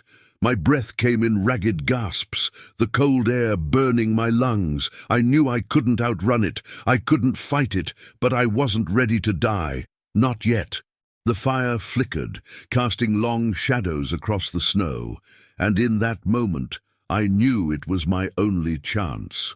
The creature hesitated, its glowing eyes flicking toward the flames, and I saw it, a flicker of fear, or perhaps recognition. The Wendigo feared the fire, it feared the light. I grabbed the nearest log, half burning in the fire, and held it out in front of me, the flames licking up toward the sky. The creature snarled, its body tensing as it backed away, its eyes never leaving the fire. For a moment, the world was silent again. Just me and the Wendigo, locked in a standoff. The cold pressed in from all sides. But the fire burned bright, a thin barrier between life and death. The creature let out one final wail, its voice filled with hunger and rage, before it turned and disappeared into the darkness. Moving faster than anything that size should have been able to, the sound of its footsteps faded into the night, leaving only the crackle of the fire and the soft whisper of the wind. I stood there for a long time, the burning log still clenched in my shaking hand, my mind struggling to process what had just happened. The fire flickered weakly, the cold creeping back in, but I didn't move. I couldn't move. When the sun finally rose, casting pale light across the snow-covered trees, I packed up my camp in silence, my hands still trembling. The wind was softer now, gentler, but the feeling of being watched never left me. I didn't look back as I hiked out of the woods. I knew the Wendigo was still out there, waiting, hungry, and I knew it would find me again.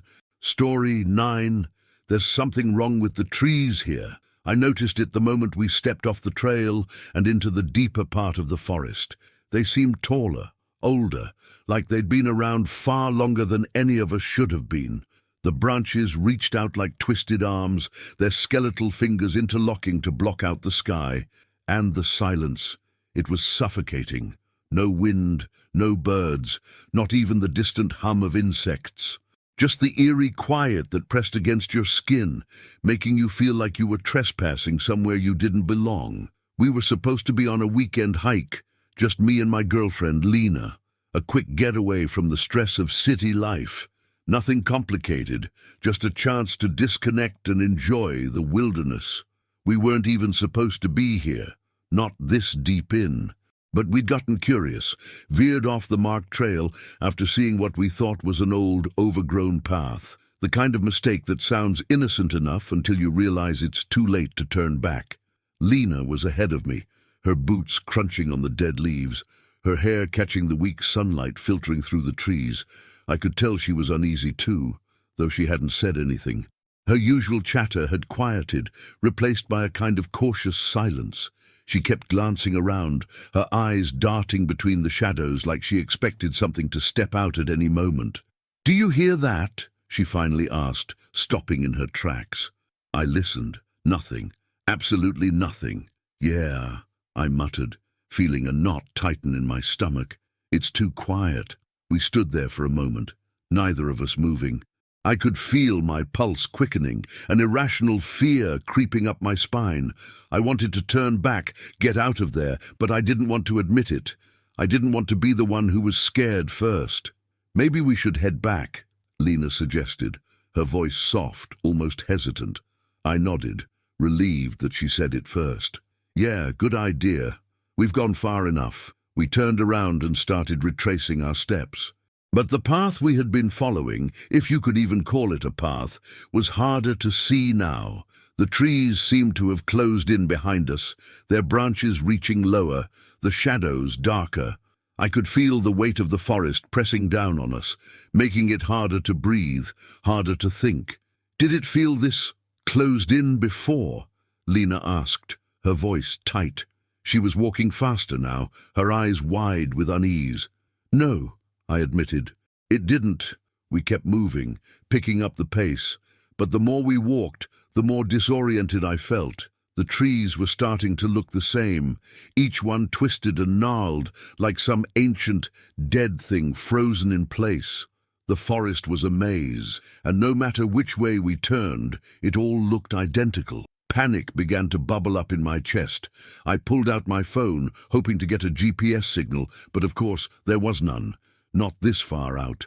"Not here." "Shit," I muttered, shoving it back into my pocket. "We need to keep moving." Lena nodded, but I could see the fear in her eyes now. We were both thinking the same thing, though neither of us wanted to say it out loud. We were lost.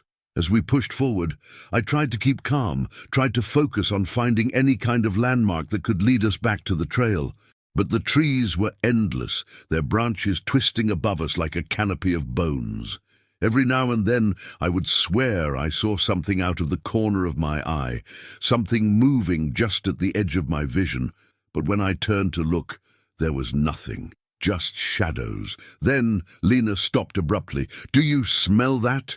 I inhaled, and a foul, rancid odor hit me like a wave. It was thick, heavy, like rotting meat mixed with something worse, something I couldn't quite place but that made my stomach turn. I covered my mouth and nose, glancing around for the source of the smell. "I don't know what that is," I said, trying to keep the fear out of my voice, "but we should get the hell out of here." We started moving again, faster now, almost running. But the smell only grew stronger, more overwhelming, as if whatever it was had surrounded us. I could feel the panic rising, the primal urge to run as fast as I could, but I forced myself to keep it together. There had to be a way out.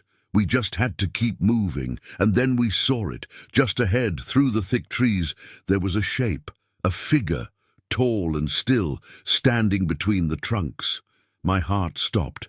For a moment, I thought it was a person. But as we got closer, I realized how wrong I was. It was something else. The creature was tall, at least 8 feet, with a gaunt, skeletal frame.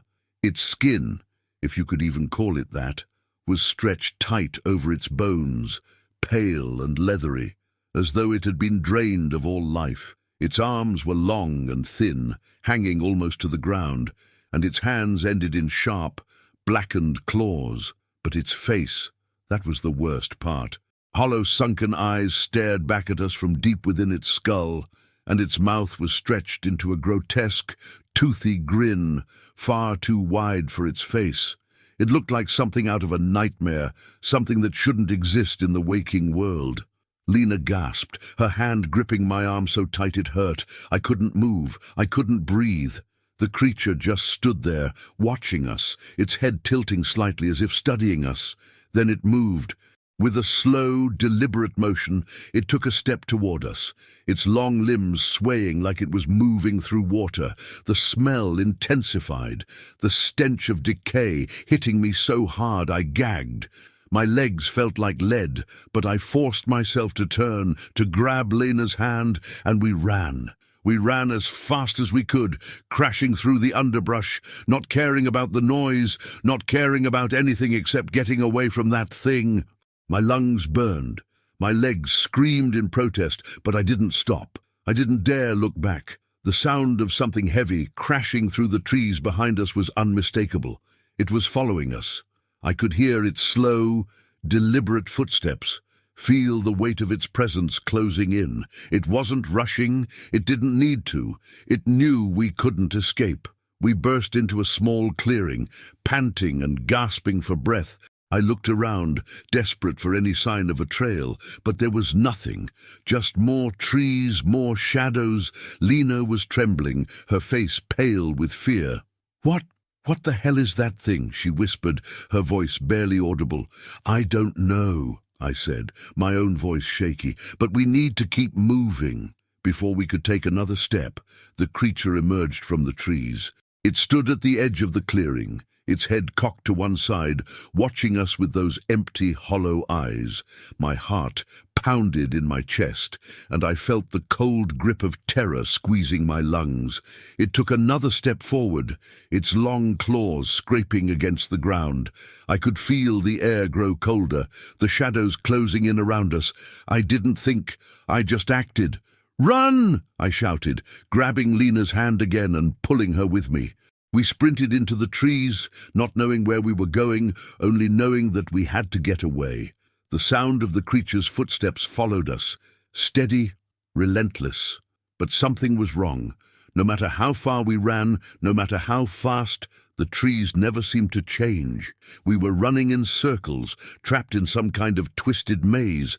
The forest was playing tricks on us, bending and warping around us, and no matter what we did, we couldn't escape. The footsteps behind us grew louder, closer. I could feel it gaining on us, the air thick with its presence. I glanced over my shoulder, and for a brief moment I saw it, tall and skeletal, its glowing eyes locked onto me. And then everything went black. When I woke up, I was alone. The forest was silent again, the air cold and still. I scrambled to my feet, calling out for Lena, but there was no answer. Just the endless trees and the feeling that I was being watched. I never found her. Story 10. The howl pierced the quiet of the valley, long and haunting, unlike anything I'd ever heard before. It wasn't the cry of a wolf or a coyote. It was deeper, more primal, and it echoed through the mountains like a warning. I stopped mid-stride, my breath catching in my throat as the sound rippled through the cold night air, vibrating in my chest. Alone in the vast wilderness, miles away from the nearest road, I suddenly felt the weight of my isolation in a way I hadn't before. It was a weight that pressed down on me, turning the stillness of the night into something oppressive, something dangerous. I stood frozen for a moment, straining to listen as the echoes faded, leaving behind a suffocating silence. My campfire crackled softly behind me, the only source of light in the vast darkness of the valley, but it felt small, fragile. My pulse quickened as I scanned the surrounding trees, their tall skeletal shapes swaying in the cold breeze. I couldn't shake the feeling that something was out there, watching. Another howl rose from the forest, closer this time, and my skin prickled with unease. I wasn't a rookie hiker. I'd spent countless nights camping alone in the wilderness, confident in my ability to handle whatever nature threw at me. But this wasn't natural. The howl had an almost human quality to it, a desperation that clung to the air like a shadow. I stepped closer to the fire, my eyes still fixed on the tree line, searching for any movement in the darkness. I'd set up camp near the edge of the valley, close to a narrow creek that wound through the mountains. It was supposed to be a quiet spot, peaceful, serene. But now, with that howl echoing in the distance, the entire place felt wrong. I grabbed my flashlight from my pack, flicking it on and pointing it toward the trees. The beam cut through the darkness, illuminating the rough bark and the thick underbrush, but nothing moved. No sign of life. The silence pressed in again, so complete that I could hear my own breathing, quick and shallow. Another howl, closer. This time, it sent a jolt of fear through me. I wasn't alone out here. Something was nearby, and it was getting closer. I scanned the tree line again, swinging the flashlight back and forth, but all I saw were shadows, too many shadows. Get it together, I muttered to myself, trying to shake off the creeping dread. It's just an animal. But even as I said it, I didn't believe it. No animal made a sound like that. No animal could make the air feel so heavy with dread. I'd heard wolves before, coyotes too, but this was different. I turned back to the fire, my hands shaking as I added more wood to the flames, watching as the fire flared briefly before settling into a steady crackle. The light flickered against the trees, casting long, dancing shadows, but it did little to chase away the feeling of being watched. Another howl, louder now, almost on top of me. My heart raced as I spun around, my flashlight trembling in my grip. The beam of light swept across the trees, catching glimpses of movement, something darting between the trunks, too fast to make out. My breath hitched in my throat, and I took a step back toward the fire, the heat warming my back, but doing nothing to quell the cold fear creeping up my spine. Suddenly, I heard a low, guttural growl, deep and menacing, just beyond the edge of the light. I swung the flashlight in that direction, my heart pounding in my ears, but there was nothing, just the dense underbrush, the trees standing tall and silent. The growl came again, this time from the opposite direction, closer than before. My chest tightened, and a wave of panic surged through me. I wasn't safe. Whatever was out there was toying with me, circling the camp, staying just beyond the reach of the light. I dropped the flashlight, my hands shaking as I grabbed the knife from my belt, clutching it tightly as I backed closer to the fire. The air was thick with tension, the silence so absolute that every crackle of the fire felt like an explosion. I could feel the weight of the darkness pressing in on me, the cold air wrapping around me like a vice. Then I saw it, a figure, tall and shadowy, standing at the edge of the trees. My breath caught in my throat as the firelight flickered against its form, illuminating just enough for me to make out its shape. It was massive, standing on two legs, its body covered in thick, matted fur. Its eyes, glowing a sickly yellow, were locked on me, unblinking, almost intelligent, but it wasn't human. It was something else, something far worse. The creature took a step forward, its movement slow, deliberate, as if it knew I had nowhere to go. Its growl rumbled through the air, low and predatory, sending a chill down my spine. I backed up further, my mind racing, heart hammering against my ribs. I was trapped. I couldn't run. The valley stretched out for miles, with no cover, no escape. And if I left the fire, I'd be running straight into the darkness where the creature had the advantage. My knife felt small, useless in my hand. This thing was bigger than any animal I'd ever seen, its limbs long and muscular, its claws gleaming in the flickering light of the fire.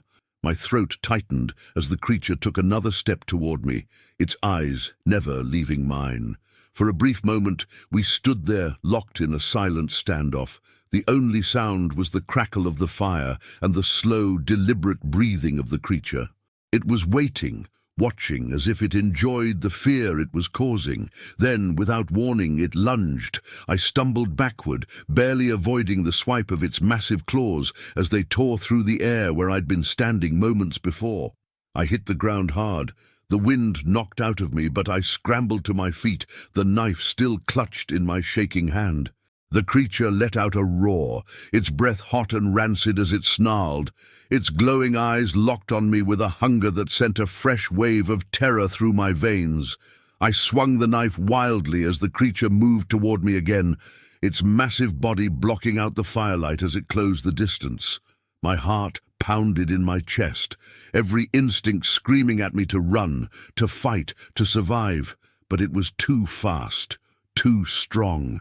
I felt its claws rake across my arm, a searing pain that made me cry out as I staggered backward. Blood poured from the gash, soaking my sleeve, but I barely registered the pain.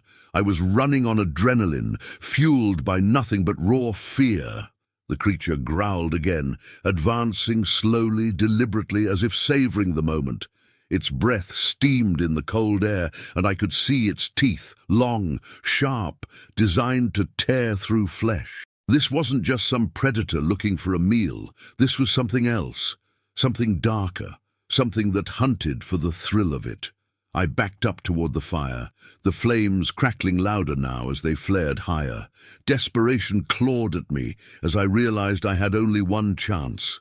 With a surge of adrenaline, I grabbed a burning log from the fire, swinging it toward the creature with all the strength I could muster. The creature recoiled, its eyes narrowing as the flames licked toward its face. It let out a furious roar, stepping back just enough for me to realize it feared the fire. The flickering light seemed to unnerve it, and for a brief moment, I saw hesitation in its eyes. I didn't wait to see what it would do next. Clutching the burning log in one hand and the knife in the other, I moved toward the edge of the firelight, keeping the flames between me and the creature. It growled again, pacing just outside the circle of light, its glowing eyes locked on me with an intensity that made my skin crawl, but it didn't attack. Not yet. With trembling hands, I grabbed more wood from the pile and threw it onto the fire, feeding the flames until they roared higher, casting long shadows across the valley.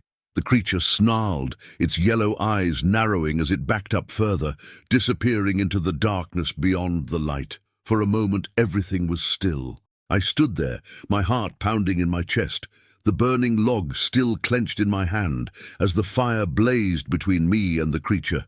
But the valley was quiet again. Too quiet. I didn't sleep that night. I sat by the fire, the knife still in my hand, waiting for the creature to return. Story 11. The fog was so thick, I could barely see 5 feet in front of me. It clung to the trees like a living thing, swirling around me with each step I took, muffling the sounds of the forest until it felt like I was completely alone in the world. The flashlight beam barely penetrated the mist, and every few seconds I had to blink, convinced I saw shapes moving in the grey haze. It wasn't the first time I'd been in these woods alone, but it was the first time I felt like I didn't belong here, like something was watching me. I'd been patrolling this section of the park for years, working the night shift as a ranger, but tonight the usual routine felt off. The reports had started coming in over the past few weeks, strange noises, shadowy figures glimpsed through the trees, missing pets from the nearby town. I'd shrugged it off at first, chalked it up to paranoia and people's imaginations running wild. But now, walking through the thick fog, I wasn't so sure. My radio crackled to life, breaking the eerie silence. "Ranger Cole, any sign of activity out there?" Came the static-filled voice of the dispatcher. I hesitated, glancing around at the swirling mist. "Nothing yet," I replied, though my voice didn't sound as steady as I wanted it to. "Visibility's terrible. I'll keep checking the perimeter." "Copy that. Be careful out there, Cole. Weird reports tonight." I didn't need the reminder. Something about the air felt heavy, like I was breathing through cotton. I pushed forward, my boots crunching on the damp ground, each step swallowed by the fog almost as soon as it happened. The trees loomed like sentinels in the mist, their branches disappearing into the swirling grey above. There was no wind, no movement, just the suffocating stillness. Then I heard it. A soft, distant sound that cut through the silence like a knife, a low, steady breathing. I stopped in my tracks, every muscle tensing. My flashlight swept across the trees, searching for the source, but all I saw was the endless fog. The breathing was faint, barely audible over the pounding of my own heart, but it was there, rhythmic, deep, and it wasn't mine. I slowly turned, scanning the darkness behind me. The fog played tricks on my eyes, making shapes shift and flicker at the edge of my vision. My throat tightened, and I fought the urge to call out. There was no one else out here but me. There shouldn't have been. Hello? My voice cracked against the silence. No answer, but the breathing continued. I tightened my grip on the flashlight, sweeping it in a wide arc, trying to force the fog to give up its secrets. The sound was closer now, just beyond the veil of mist, but still hidden. I took a cautious step forward, my boots sinking slightly into the soft earth. That's when I saw them. 2 faint pinpricks of light, low to the ground, flickering in the darkness like eyes, watching me from the shadows. They were too far apart to belong to any animal I knew, and too high off the ground to be human. My pulse quickened, and my breath came faster, matching the rhythm of the soft, steady breathing that surrounded me. I stepped back instinctively, my heart hammering in my chest. The fog swirled as I moved, making the shapes in the darkness seem to grow, to shift. The eyes, or whatever they were, blinked once, then disappeared into the mist, as if they'd never been there at all. Cole, I muttered to myself, you're losing it. Get a grip.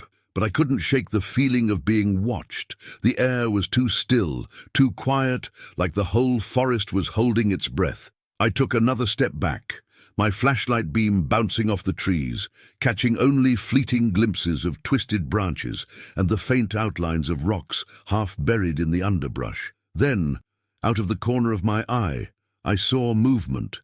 Something big, something fast, darting between the trees just at the edge of the fog.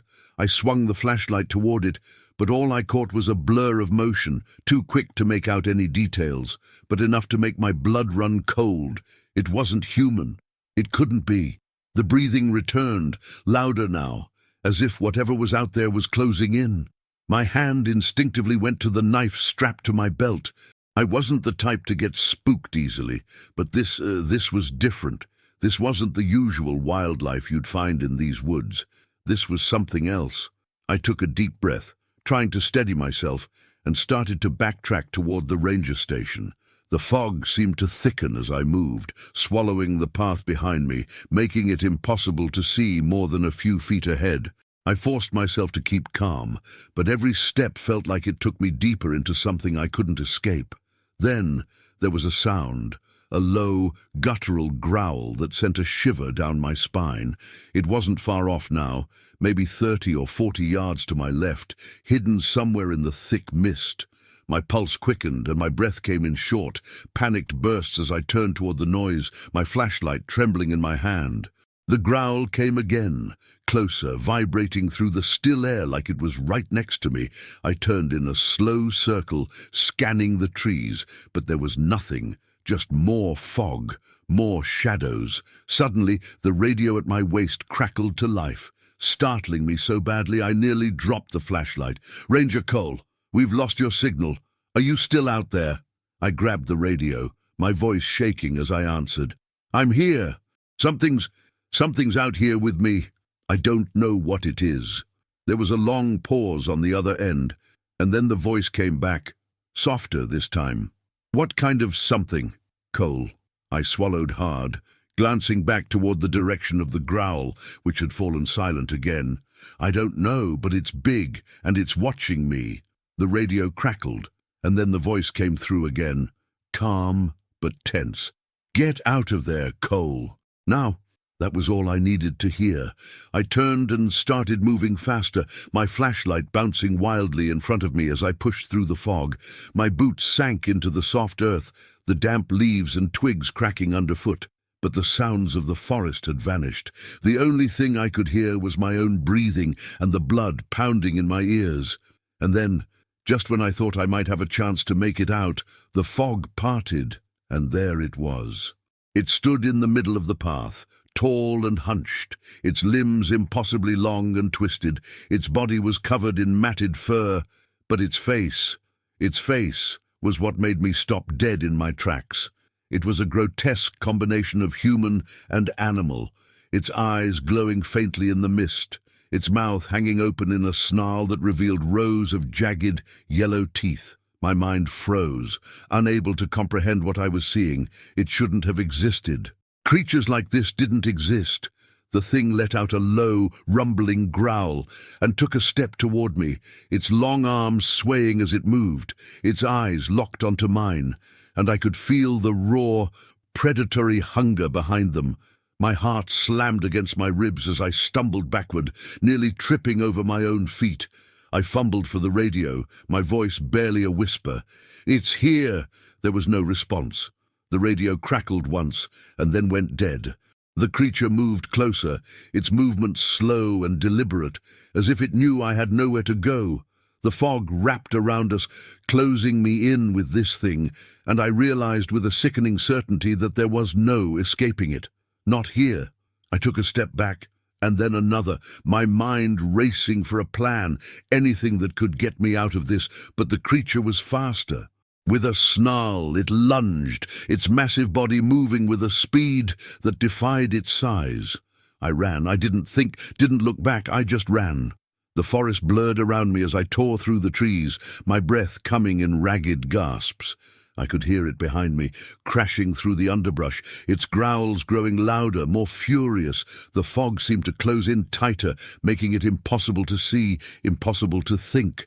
Just as I felt the creature closing in, I saw it, a faint light ahead, barely visible through the mist. The ranger station. I pushed myself harder, my legs burning as I sprinted toward the light, the growls of the creature echoing behind me. I could feel it closing in, the ground shaking with its footsteps. I burst into the clearing, the light of the ranger station flooding over me like a lifeline. I stumbled through the door, slamming it shut behind me, my heart pounding in my chest. Outside, the growls faded, replaced by the deafening silence of the fog. I was safe, for now, but I knew it would be back. Story 12. The first twig snapped just after midnight. It was so faint that at first I thought it was just the wind.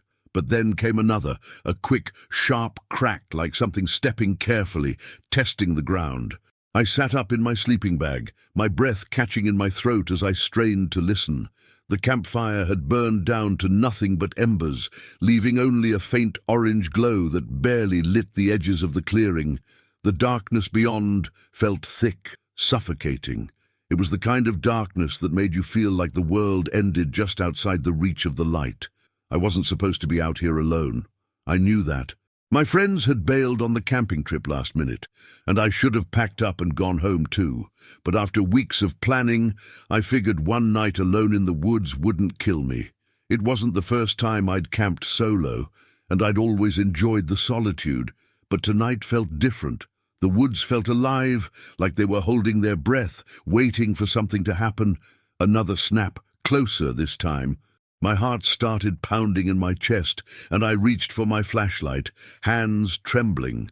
I clicked it on, sweeping the beam toward the edge of the clearing, but all it caught were the rough trunks of the trees, their gnarled branches twisting in the breeze. Nothing moved. "Get it together," I whispered to myself, my voice barely more than a breath in the stillness. "It's probably just a deer," but I didn't believe it. I'd been camping enough to know the sounds of the forest, the way animals move, the way they rustle the underbrush. This was different, deliberate, like something or someone was trying not to be noticed. I stood up, the flashlight shaking in my hand, and took a few cautious steps toward the tree line.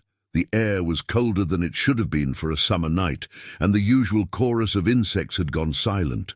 I swallowed hard, my mouth dry. I felt exposed, like I was being watched from every angle, though I couldn't see a thing beyond the weak glow of the flashlight.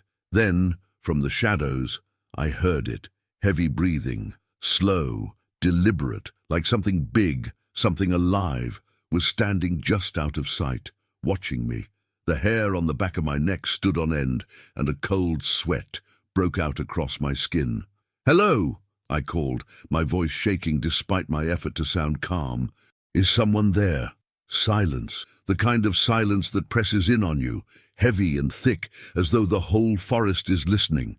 I backed up slowly, my heart pounding in my ears. Every instinct in my body screamed at me to run, to get back to the fire, but I couldn't bring myself to turn my back on the darkness.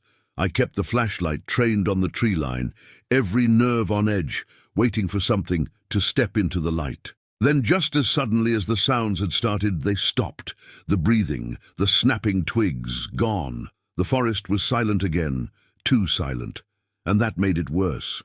It felt like the calm before a storm, like something was about to break through the stillness, and a thud, loud and unmistakable, echoed from the trees.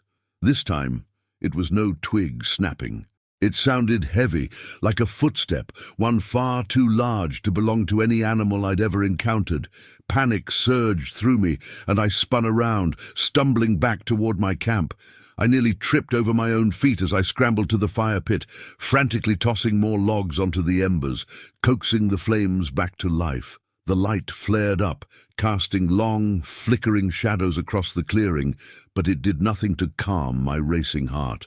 I stood by the fire, knife in one hand, flashlight in the other, my eyes darting from one side of the clearing to the other. I couldn't see anything, but I could feel it. Whatever was out there, it wasn't gone. It was just waiting. The minutes stretched on, each one heavier than the last. The fire crackled softly, but the sound was swallowed by the oppressive silence that hung over the woods. I glanced at my watch. It was only 12:30, hours until dawn. My stomach knotted with fear. I wasn't sure I could make it that long. Suddenly, a low growl rumbled from the darkness, deep and guttural. So low, I felt it in my bones more than heard it. My blood ran cold. It wasn't a bear or a wolf or anything else that belonged in these woods. It was something else, something bigger, something that wasn't afraid of me or my fire. I stepped back, nearly tripping over the camp stool as I backed away from the tree line.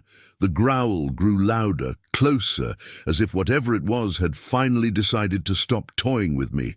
My heart hammered in my chest, and my grip tightened on the knife. Then, just beyond the light of the fire, I saw them, two glowing eyes, reflecting the flames like twin orbs of molten gold. They were too high off the ground, too far apart to be anything natural. They blinked slowly, watching me, studying me, as if deciding what to do next. My breath caught in my throat as I stared back, frozen in place. The eyes didn't move, but I could feel the weight of their gaze, heavy and predatory. It was like being a deer caught in headlights, paralyzed by the knowledge that something bigger, something stronger, was about to strike. I took a slow, shaky step back, and the eyes followed me, tracking my every movement. My mind raced, searching for some kind of plan, some way to get out of this alive. But I was alone, miles from the nearest road, with no cell signal and nothing but a dying fire and a small knife to protect myself. The eyes blinked again, and then they began to move, slowly at first, then faster, until they were circling the edge of the clearing, never coming closer, but never leaving. I spun in place, trying to keep the flashlight trained on them. But the thing was too fast, darting in and out of the shadows like a predator stalking its prey. I knew deep down that it was only a matter of time before it struck. Suddenly the fire flared up, sending a shower of sparks into the air, and for a brief moment the creature hesitated. The eyes stopped moving, flickering in the light as if unsure whether to come closer. My heart leapt with a brief surge of hope, and I seized the opportunity, throwing more wood onto the flames, stoking the fire until it roared. The creature growled again, louder this time, a sound filled with frustration and anger. I could see its shape now, just beyond the firelight. A massive, hulking figure, too tall to be human, its limbs long and twisted. It moved with an eerie, unnatural grace, its eyes locked onto mine with a hunger that made my skin crawl. I took another step back, my mind screaming for me to run, but I knew it wouldn't help. There was no outrunning this thing, no hiding from it. Then, without warning, the creature let out a bone-chilling howl, a sound so loud and so inhuman that it seemed to shake the very ground beneath my feet.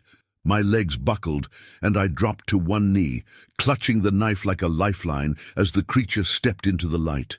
For the first time I saw it clearly. Its body was covered in thick, matted fur, but its face was wrong. It was human, but twisted, distorted, with two long arms and claws that gleamed in the firelight. Its mouth was filled with jagged teeth, and its eyes, those terrible, glowing eyes, bore into me with a cold, predatory intelligence. I didn't wait to see what it would do next. With a surge of adrenaline, I lunged forward, grabbing the burning log from the fire and swinging it toward the creature. The flames hissed and spat, and for a brief moment the creature recoiled, its eyes narrowing in the light. I didn't stop. I swung the log again, driving it back toward the edge of the clearing, my breath coming in ragged gasps as I kept the fire between us. The creature growled, a low, menacing sound, but it didn't come closer. It circled me again, staying just out of reach, its eyes never leaving mine. I knew it was only biding its time. The hours dragged on, and I kept the fire burning as best I could, never letting it die. But the creature never left. It watched me, waiting for the moment I slipped, for the moment the fire weakened and it could strike. By the time the first light of dawn finally broke over the horizon, I was exhausted, trembling with fear and cold. The creature had vanished, retreating into the shadows as the sun began to rise, but I knew it wasn't gone. Not really. And as I packed up my camp, my hands shaking and my body weak, I knew one thing for certain. I would never come back to these woods again. Story 13. The howl cut through the night like a knife. It was deep and guttural, echoing through the dense forest, freezing me in my tracks. I'd heard wolves before. This wasn't that. This was something else, something much larger. The sound made the hair on the back of my neck stand up, and even though I couldn't see it yet, I could feel it. I wasn't alone. I was deep in the northern woods, tracking a deer trail with nothing but my rifle, a flashlight, and the distant hope that I'd bag something before the weekend was over. The weather had been colder than expected, and the snow on the ground crunched loudly beneath my boots as I moved. I'd come out here for the solitude, for the peace and quiet of the wilderness, but now that quiet was starting to feel oppressive, like the whole forest had gone still, holding its breath. That howl, it didn't belong here. I stood perfectly still, my breath visible in the cold night air, the flashlight beam casting long shadows through the trees. My heart pounded against my ribs, every instinct telling me to move, to get out of there, but I couldn't. I strained to listen, to hear any sign of movement. The forest around me was unnaturally quiet, and that in itself was unsettling.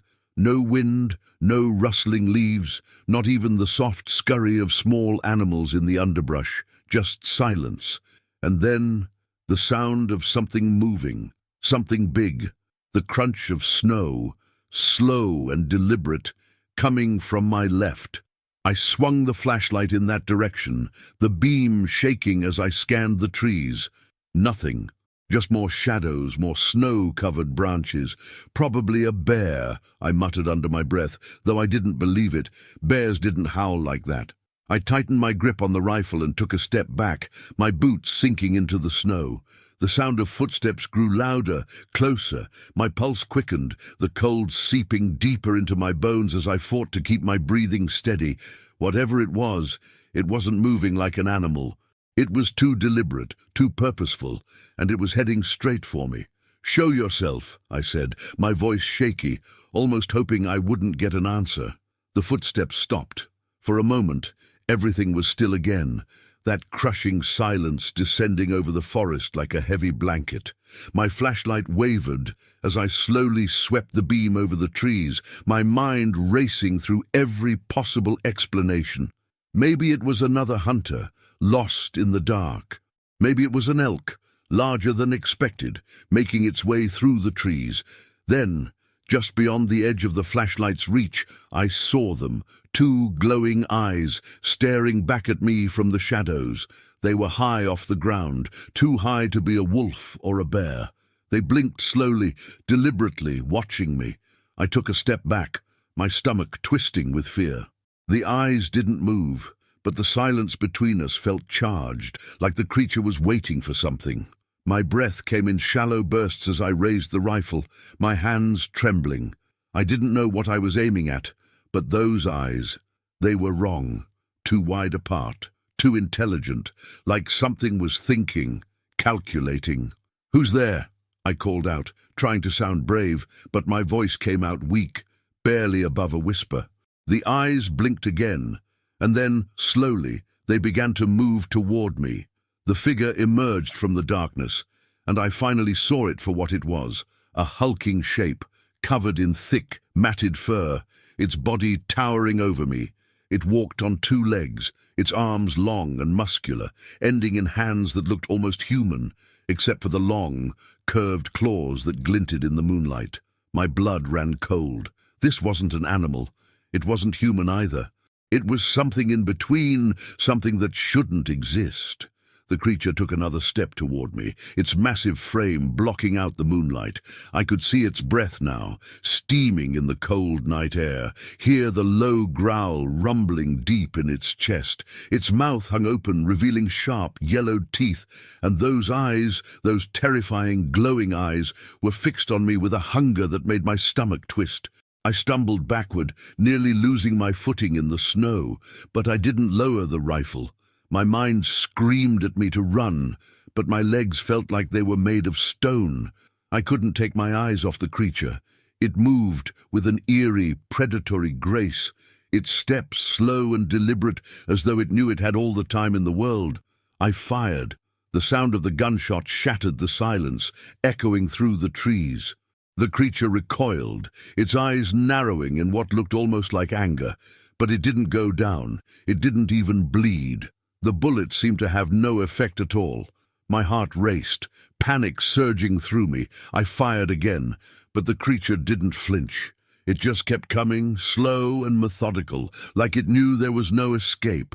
I turned and ran, my breath coming in short, ragged gasps as I sprinted through the snow, the rifle clutched tightly in my hands. I could hear it behind me, its footsteps heavy and relentless, crunching through the snow like it was toying with me, letting me think I had a chance.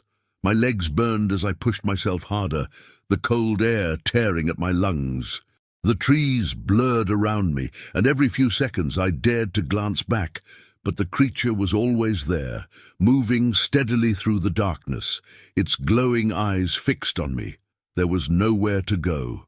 The forest was endless, the darkness closing in around me, and the creature, it was faster than I was. I could hear it getting closer, the sound of its growls growing louder, more menacing. I stumbled, my foot catching on a root hidden beneath the snow, and I went down hard, the rifle slipping from my hands as I hit the ground. Pain shot through my leg, but I didn't have time to register it. I scrambled to my feet, but before I could grab the rifle, the creature was on me. It knocked me down with one swift movement, its massive hand pinning me to the ground. I struggled, kicking and thrashing, but it was like trying to fight a mountain. Its claws dug into my shoulder, and I cried out in pain as it leaned in closer, its hot breath washing over my face. For a moment, I thought it was over. I thought I was going to die, ripped apart by this thing in the middle of the woods, miles away from anyone who could help. But then, just as suddenly as it had appeared, the creature stopped. It tilted its head, as if listening to something I couldn't hear. Its grip on my shoulder loosened, and for the first time I saw something other than hunger in its eyes. Hesitation. It growled, low and deep, and then it stood up, stepping back into the shadows. My body shook uncontrollably, adrenaline and fear coursing through me. But I didn't move. I just lay there, staring up at the dark sky, my mind struggling to make sense of what had just happened. The creature disappeared into the trees, its glowing eyes fading into the darkness. The forest was silent again, the only sound my own ragged breathing. I lay there for what felt like hours, too terrified to move, waiting for it to come back, waiting for the nightmare to start again. But it didn't. Eventually I forced myself to stand, every muscle in my body screaming in protest. I grabbed the rifle, though I knew now it wouldn't do me any good. I limped back through the snow, my mind numb, my body aching, and somehow I made it back to camp. I didn't sleep that night. I sat by the fire, the rifle across my lap, my eyes fixed on the trees, waiting for those glowing eyes to reappear, waiting for the thing in the forest to come back and finish what it had started.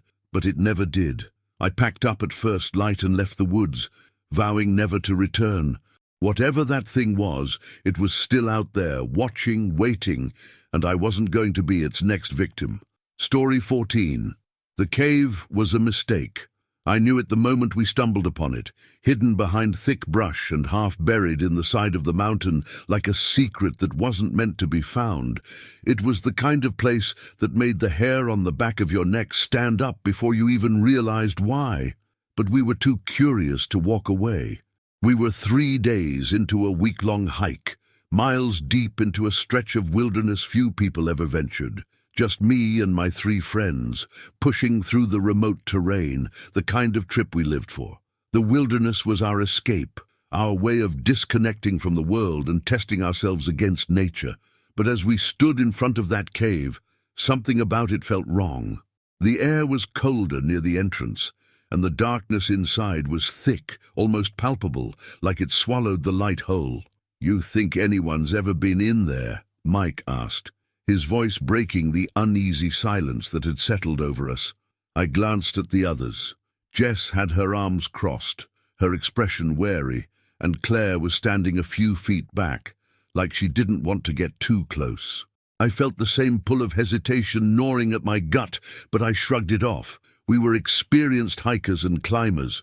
We'd explored plenty of caves before. This one wouldn't be any different. "Only one way to find out," I said, trying to sound casual, though I couldn't shake the feeling that the cave was watching us. Mike grinned and grabbed his flashlight from his pack. "Let's check it out." The entrance was narrow, forcing us to duck as we stepped inside. The temperature dropped immediately, and the smell hit me, damp, musty, with something else underneath, something like decay. I wrinkled my nose, but I didn't say anything. It was a cave, after all. What did I expect? The beam of my flashlight cut through the darkness, revealing jagged walls and rough stone beneath our feet. It was quiet, too quiet, like the cave had swallowed up the sounds of the outside world. Our footsteps echoed off the walls as we moved deeper inside, and the sense of unease grew stronger with every step. "Look at this," Jess said, her voice low. She was shining her flashlight on the wall, revealing deep scratches in the stone, long and uneven, like something had clawed at the rock. I stepped closer, running my fingers over the gouges. They were deep, and they covered the walls on both sides, crisscrossing in a chaotic pattern. "What do you think made these?" "Bear," Claire suggested, though she didn't sound convinced. She was standing a few feet back, her flashlight pointing toward the entrance like she was ready to bolt at any moment. "Too deep for a bear," Mike said, squatting down to inspect the marks. "And too high up.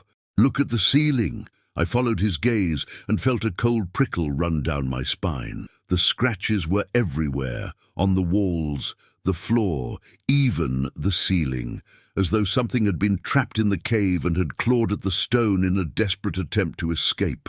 "Maybe we should head back," Jess said, her voice tight. "This place feels off." But Mike was already moving deeper into the cave, his flashlight bobbing up and down in the darkness. "Come on, we didn't come all this way to turn back now. It's probably just some old animal den. Nothing's been in here for a long time." I exchanged a glance with Jess and Claire. We all felt it, the wrongness of the place, the way the air seemed to press down on us, heavy and oppressive. But Mike was determined, and none of us wanted to be the one to back out first. We followed him deeper into the cave. The passage narrowed as we went, the walls closing in on us until we were forced to move single file. The air grew colder, and the smell of decay grew stronger, making my stomach turn. My flashlight flickered, and for a brief moment, the cave was plunged into darkness, sending a spike of panic through me before the light came back on. "I don't like this," Claire muttered from behind me. "I really don't like this." "Just a little farther," Mike called from up ahead, his voice echoing off the stone. "I think it opens up into a bigger chamber." We pressed on, the narrow passage finally opening up into a large, cavernous space. Our footsteps echoed off the walls, the sound unnervingly loud in the stillness. My flashlight swept across the floor, and my heart skipped a beat. Bones scattered everywhere. At first, I thought they were animal bones, deer maybe, or elk, but as I moved the beam of light across the chamber, I realized with a sickening jolt that some of them weren't. Human bones, broken and scattered, lay in piles across the floor. Skulls, ribs, femurs, mixed in with the animal remains like some kind of grotesque offering. "What the hell?" Jess whispered, her voice trembling. Mike stood frozen in the middle of the chamber, his flashlight shaking in his hand. This is messed up." I took a step back, my stomach churning. The smell of decay was overpowering now, thick and nauseating. "We need to get out of here. Now." Claire didn't need to be told twice. She was already backing toward the passage, her eyes wide with fear. "I told you this place was wrong." The air in the chamber seemed to grow heavier, colder, as though the cave itself was reacting to our presence.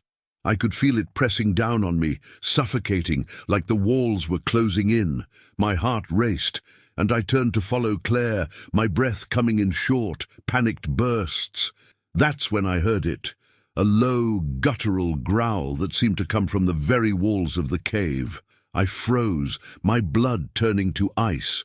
The others heard it too. We all stood there, motionless, listening as the growl grew louder, deeper, reverberating through the stone like the cave itself was alive. What was that?" Jess whispered, her voice barely audible. "I don't know," I said, my throat tight with fear. "But we need to go now." We turned and started back toward the passage, our footsteps quick and uneven, the sound of our breathing loud in the silence. The growling continued, following us, growing louder with every step. I could feel it now. Something behind us, something big, moving through the darkness. We didn't stop to look. We ran. The narrow passage felt even tighter on the way back, the walls seeming to close in on us as we stumbled through the darkness. My flashlight flickered again, and my heart pounded in my chest as I prayed it wouldn't go out. Behind us, the growling grew louder, closer, like whatever was in the cave was chasing us, hunting us. I could hear the others breathing heavily, their footsteps frantic as we scrambled toward the entrance. The air was freezing now, colder than it had been when we first entered, and the smell of decay clung to us like a shroud. The entrance came into view, a faint sliver of moonlight cutting through the darkness. I could almost taste the fresh air, the relief of escaping this nightmare. But then, just as we reached the mouth of the cave, the ground beneath us shook. I stumbled, my flashlight slipping from my hand and clattering to the ground as the growling reached a deafening roar. Something was coming, something big, and it was right behind us. I grabbed Jess's arm and pulled her toward the entrance. "Run!" We burst out of the cave, tripping over the brush as we stumbled into the open air. The cold night hit us like a slap, the sounds of the forest suddenly crashing back into focus. We didn't stop running until we were well away from the cave, our breaths coming in ragged gasps. When we finally stopped, we collapsed to the ground, our hearts pounding, our bodies trembling with exhaustion and fear.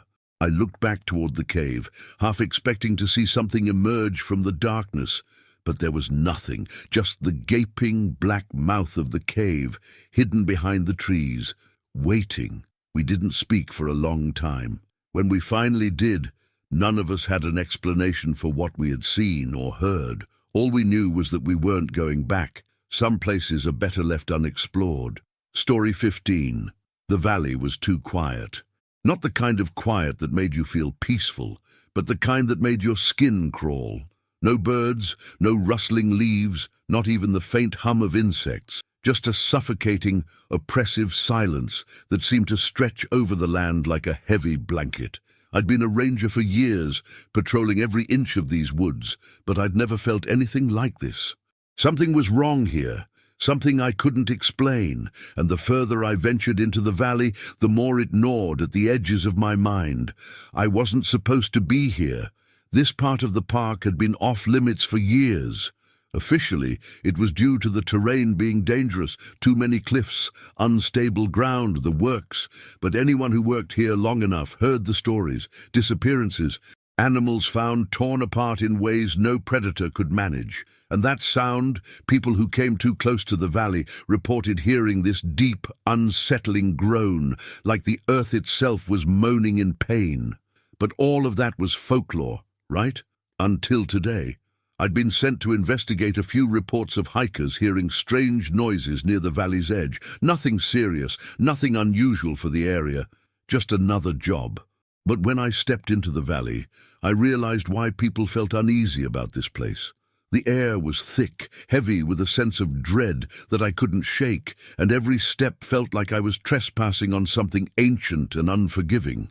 I kept walking, my boots crunching softly on the uneven ground, but the sound felt muted, swallowed up by the valley. My radio crackled with static at my waist, but I didn't bother calling in. No one would hear me out here. The valley was known for its dead zones, another mystery no one could quite explain. As I moved deeper into the heart of the valley, I started to notice things, strange things. The trees here looked different, older, gnarled in ways that made them seem alive. Their branches twisted upward like fingers clawing at the sky, and the bark was covered in deep gouges. At first, I thought it might have been bears, but the claw marks were too high, too wide apart, like something much larger had made them. I stopped beside one of the trees, running my fingers over the rough surface. The gouges were deep, fresh, like something had passed through here recently. My stomach twisted as I stared at the marks. No animal I knew of could reach this high, and no animal I knew would leave claw marks this deliberate. Then I heard it, a low, deep groan that seemed to come from the earth itself. The sound rumbled through the valley, vibrating in my chest, and I froze. My hand hovered over the radio, but I didn't reach for it. There was no point. That sound, that groan, was what the hikers had described, but hearing it in person was different. It felt like the valley was alive, and it was warning me to leave. I stood there, my breath shallow, waiting for the sound to stop. But it didn't. It grew louder, more intense, vibrating through the ground beneath my feet. It was coming from somewhere deep within the valley, and it felt like it was getting closer. My instincts screamed at me to turn back, to get out of there, but something kept me rooted in place. Curiosity, stubbornness, I didn't know. All I knew was that the valley had secrets, and I was too deep in now to turn back. I kept walking, my senses on high alert. Every shadow, every flicker of movement in the trees made my heart race. The valley seemed to be closing in on me, the trees growing denser, the air heavier with each step. The groaning sound echoed through the valley, fading in and out, as though something massive was shifting beneath the ground. That's when I saw it. Just ahead, through the twisted trees, I caught a glimpse of something moving. At first, I thought it was just a shadow, the fog playing tricks on me. But as I stepped closer, my flashlight caught the outline of a figure. It was tall, impossibly tall, standing between the trees, its body hunched and grotesque. My breath caught in my throat. It moved again, slow and deliberate, as though it didn't care that I was watching. The shape was massive, much larger than any animal I'd ever seen, its limbs long and thin, almost skeletal. It was moving away from me, deeper into the valley, but its presence left a trail of unease in its wake. My heart pounded in my chest as I crouched behind a large boulder, trying to make sense of what I was seeing. Was it a person? No, it couldn't be. It was too large, its movements too unnatural. The groaning sound echoed again, and this time it was louder, closer, like it was coming from the creature itself. I swallowed hard, my mouth dry, and tried to calm the rising panic in my chest. I needed to get a closer look. I needed to know what this thing was. Keeping low, I crept along the edge of the trees, following the creature's slow, lumbering movements. My boots made almost no sound on the damp ground, but every step felt like I was walking through a nightmare. The valley seemed to warp around me, the trees bending and twisting as though they were watching, waiting for something terrible to happen. As I drew closer, the creature came into full view. It was worse than I could have imagined. The thing stood nearly 10 feet tall, its body covered in dark, matted fur. But it wasn't the fur that unnerved me. It was the shape of it. Its limbs were too long, its torso too thin, like it had been stretched and twisted into something that shouldn't exist. Its head was misshapen, almost wolf-like, but with hollow, sunken eyes that glowed faintly in the dim light of the valley. It let out another groan, and this time I saw the source. Its chest expanded, its ribs pressing painfully against its skin as it exhaled, the sound deep and mournful, like a dying animal. It took another step forward, dragging its massive feet through the dirt, and I could see the ground tremble beneath its weight. My mind raced, trying to comprehend what I was seeing. This wasn't an animal. It wasn't even human. It was something else, something ancient, something that belonged to the valley in a way I never could. I should have run. I should have turned and fled back the way I came. But I didn't. I couldn't. I was frozen, my feet rooted to the ground as the creature turned its head, slowly, deliberately, and looked directly at me. My heart stopped.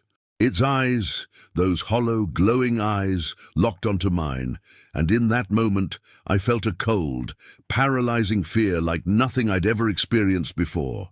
The valley seemed to close in on me, the trees pressing closer, the air growing colder. I couldn't move, I couldn't breathe. Then, without warning, the creature let out a deafening roar, a sound so loud and so deep that it rattled my bones. The ground shook beneath me, and the trees swayed violently as though they, too, were terrified of the thing that now lumbered toward me. I snapped out of my paralysis, my instincts kicking in. I turned and ran, sprinting through the trees as fast as my legs would carry me, the creature's roar still echoing in my ears. The valley was alive with sound now, the groaning, the shaking, the distant crashes of trees being uprooted as the creature pursued me. My lungs burned, my legs ached, but I didn't stop. I couldn't. The valley twisted around me, the trees blurring together as I ran, every shadow seeming to reach out and grab at me.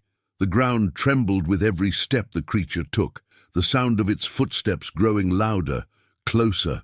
I burst through the trees, my body moving on pure adrenaline, and for a brief, fleeting moment, I saw the edge of the valley, the path that would lead me back to safety. But just as I reached it, the ground gave way beneath me. I fell hard, the wind knocked out of me as I tumbled down a steep embankment, the rocks and dirt scraping against my skin. I hit the bottom with a thud, my head spinning, my vision blurring. For a moment, I couldn't move, couldn't think. All I could hear was the groaning, the creature's heavy breathing, growing louder, closer. I struggled to my feet, my body aching, and looked up at the valley's edge. The creature was standing at the top, its glowing eyes fixed on me. It didn't move, it just watched, as though it knew I had nowhere left to run. I staggered backward, my heart pounding in my chest, and then, without a sound, the creature turned and disappeared into the trees. The valley was silent again. I didn't wait to see if it would return. I stumbled through the woods, my body aching, my mind reeling, until I finally made it back to the ranger station. I didn't look back. I never went near that valley again, and I never will. Story 16. The air was thick with fog, the kind that makes you feel like the world is closing in around you. I could barely see a few feet in front of me, the trees fading into ghostly shapes as the mist swallowed everything. I should have turned back hours ago, but the trail had disappeared beneath my boots, and now I was just wandering, hoping to stumble back onto the path. Something about the forest tonight felt off. Not just the fog, it was the silence. No birds, no rustling leaves, nothing, just the sound of my own breath and the crunch of dead leaves underfoot. It wasn't supposed to be like this. The hike had started out perfectly fine. Clear skies, a warm sun, and nothing but miles of forest to explore.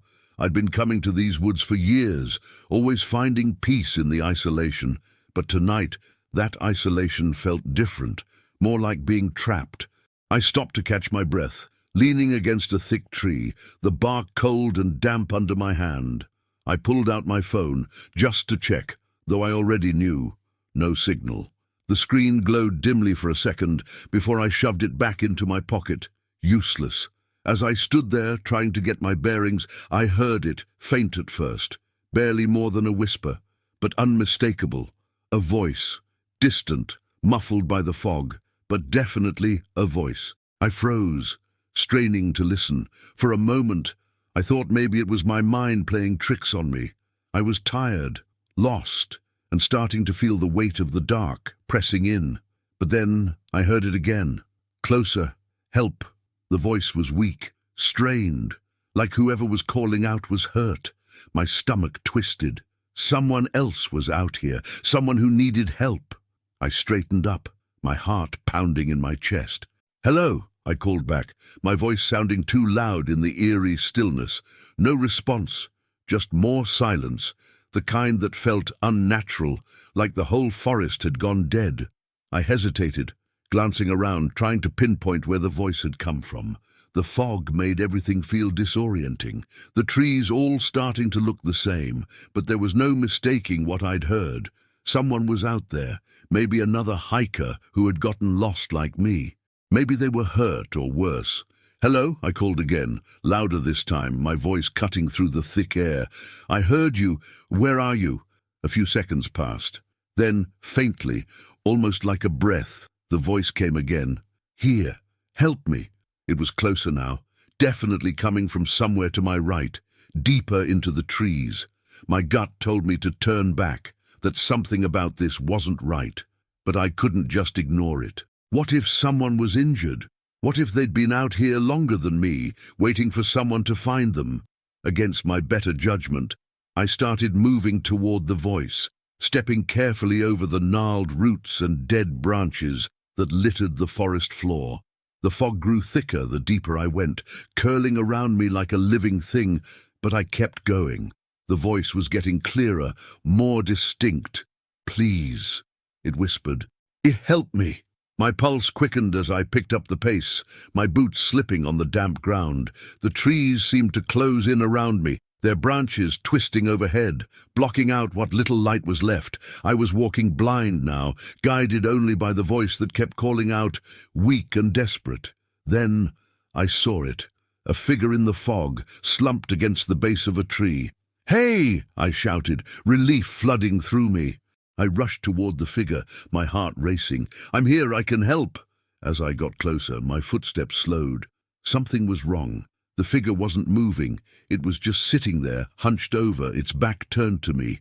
The air around it felt colder, like the fog itself was drawn to this spot, swirling thickly around the base of the tree. "Are you okay?" I asked, my voice quieter now, uncertain. No response. The figure didn't move. A knot of dread tightened in my chest, but I pushed it aside, stepping closer until I was only a few feet away. The figure was wrapped in tattered, dark clothing, its head bent forward, face hidden. From where I stood, I couldn't tell if it was a man or a woman, but something about the way they sat, so still, made my skin crawl. "Hey," I said again, softer now. "I'm going to help you." Just before I could finish, the figure shifted. A low, guttural sound escaped from it, something between a groan and a growl. I stopped in my tracks, my heart lurching into my throat. The figure's head slowly turned toward me, and that's when I saw it, its face, or what was left of it. The skin was pale and sagging, its eyes sunken deep into its skull, wide and unblinking. Its mouth hung open, revealing jagged teeth, blackened and cracked. It didn't look human. It looked wrong, like something that had been dead for a long, long time. I stumbled back, my breath catching in my throat as the thing, whatever it was, began to rise. Its limbs moved unnaturally, jerking and twisting as though the bones were barely holding together. It towered over me, impossibly tall, its body grotesque and misshapen. The voice, it hadn't been calling for help. It had been calling me to it. Panic surged through me, and I turned, bolting back the way I'd come. The fog felt thicker now, choking like it was trying to pull me down. But I didn't stop. I could hear the thing behind me, its footsteps heavy and uneven, crashing through the trees like it was dragging itself after me. I ran faster, my legs burning, my lungs screaming for air, but the forest was disorienting and I couldn't find the path I'd come from. The trees blurred together, and the fog twisted everything into dark shapes that looked like they were moving, shifting around me. A low, guttural growl echoed through the fog, closer now, and I risked a glance over my shoulder. The figure was still there, lurching toward me, its twisted form barely visible through the mist. It was moving faster now, like it had gained strength, its limbs flailing as it closed the distance between us. I pushed harder, my heart pounding so loudly I could barely hear anything else, but I could feel it behind me, feel the cold weight of its presence, like the air itself had turned to ice. My vision was starting to blur, exhaustion clawing at the edges of my mind, but I couldn't stop. I had to keep moving. I had to get away. Then, up ahead, through the thick fog, I saw something. A light, faint, flickering, but unmistakable. The cabin. I don't know how I hadn't seen it before, but there it was. The old ranger's cabin, half hidden in the mist. A surge of hope pushed me forward, and I sprinted toward it, my legs burning with the effort. The cabin was old, abandoned for years, but it was shelter. It was safety. I slammed into the door, throwing it open and stumbling inside. I slammed the door shut behind me, my hands shaking as I fumbled with the lock. For a moment, everything was quiet, just the sound of my ragged breathing and the thud of my heartbeat in my ears. But then I heard it again. Just outside the door, that voice. "Help me," it whispered, barely more than a breath now. "Please." I backed away from the door, my heart pounding. I knew what was out there. I knew it wasn't human. But the voice, it sounded so desperate, so weak, like it was in pain.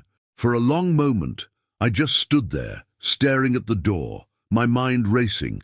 The fog pressed against the windows, swirling outside like it was alive, waiting for me to make a mistake. The voice came again, softer this time, almost pleading. "Please, help me." But I didn't move. I stayed in the cabin, the sound of that voice echoing in my ears as the fog pressed closer, and the thing outside waited and waited and waited. Story 17. The first time I heard the knocking, I was sure it was my mind playing tricks on me. A soft, rhythmic tap, tap, tap against the cabin door, faint enough that I almost convinced myself it was the wind.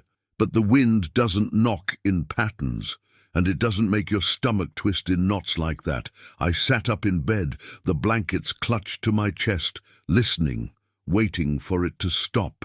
It didn't. I'd been out here for 2 days already, holed up in a remote cabin at the edge of the national park, miles from the nearest town. The cabin was old, abandoned for years before I found it, but it was perfect for what I needed. Peace, quiet, and a break from the chaos of everyday life. No cell service, no distractions, just me and the wilderness. That had been the plan anyway. But now, as I sat there in the darkness, listening to that quiet, persistent knocking, I realized how isolated I truly was. The knocking came again, more insistent this time, like whoever or whatever was on the other side of the door was growing impatient. Tap, tap, tap. My heart raced, and I swung my legs over the side of the bed, my feet hitting the cold wooden floor.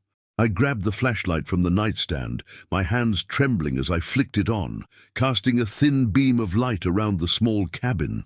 The fire in the hearth had long since died, leaving only the faintest glow of embers, and the shadows seemed to stretch and twist along the walls. I stood up slowly, my legs shaky beneath me, and made my way toward the door. The tapping continued, steady, deliberate. With every step, my mind raced through possibilities. Maybe it was an animal. Maybe the wind had somehow caught a loose branch, knocking it against the cabin. But deep down, I knew it wasn't that simple. I reached the door, my breath coming in shallow gasps, and placed my hand on the cold metal of the doorknob. For a long moment, I just stood there, listening to the steady tap, tap, tap. Then, with a surge of courage, I swung the door open, shining the flashlight into the darkness beyond. Nothing. The fog outside was thick, swirling lazily in the moonlight. But there was no one there. No animal, no person. Just the empty porch and the endless woods beyond, their dark shapes barely visible through the mist. I stepped out onto the porch, the cold air biting at my skin, and swept the flashlight from side to side. My breath fogged in front of me, but otherwise the night was still unnervingly quiet. I half expected to see something, someone, standing at the edge of the trees, watching, but there was no sign of movement, no sign that anything had been there at all. I swallowed hard and stepped back inside, closing the door firmly behind me. I stood there for a moment, my back against the door, trying to calm my racing heart. It was probably nothing, I told myself. Maybe a bird had gotten spooked, or the old wood of the cabin was shifting in the cold. It wasn't unusual for old places like this to make strange noises, but as I made my way back to bed, something didn't sit right. The knocking had been too precise, too rhythmic, and the air outside had felt wrong, heavy, almost, like the night itself was pressing down on me. I lay back down, pulling the blankets up to my chin, but sleep didn't come easily. My mind raced with thoughts of what could have made that sound. I kept telling myself it was nothing, that I was just being paranoid, but the gnawing feeling in my gut wouldn't go away.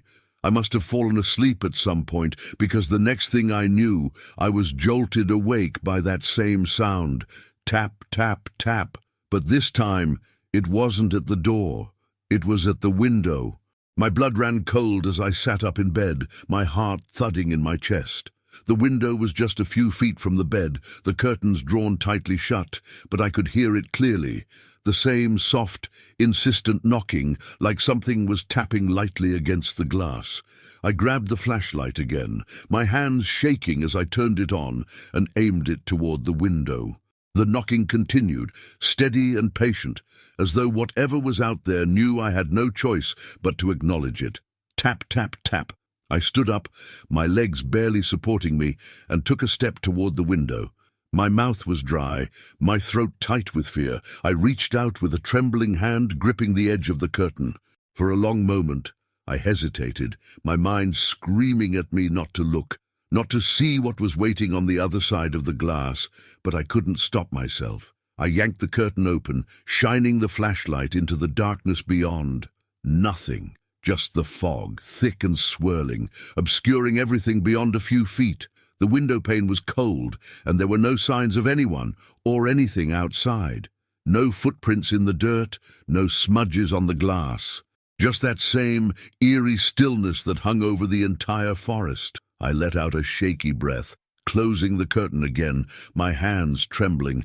My heart was still racing, my skin crawling with the sense that I wasn't alone, but there was nothing out there. There couldn't be. I was just tired, jumpy from being out here by myself for so long. I climbed back into bed, but this time I didn't turn off the flashlight.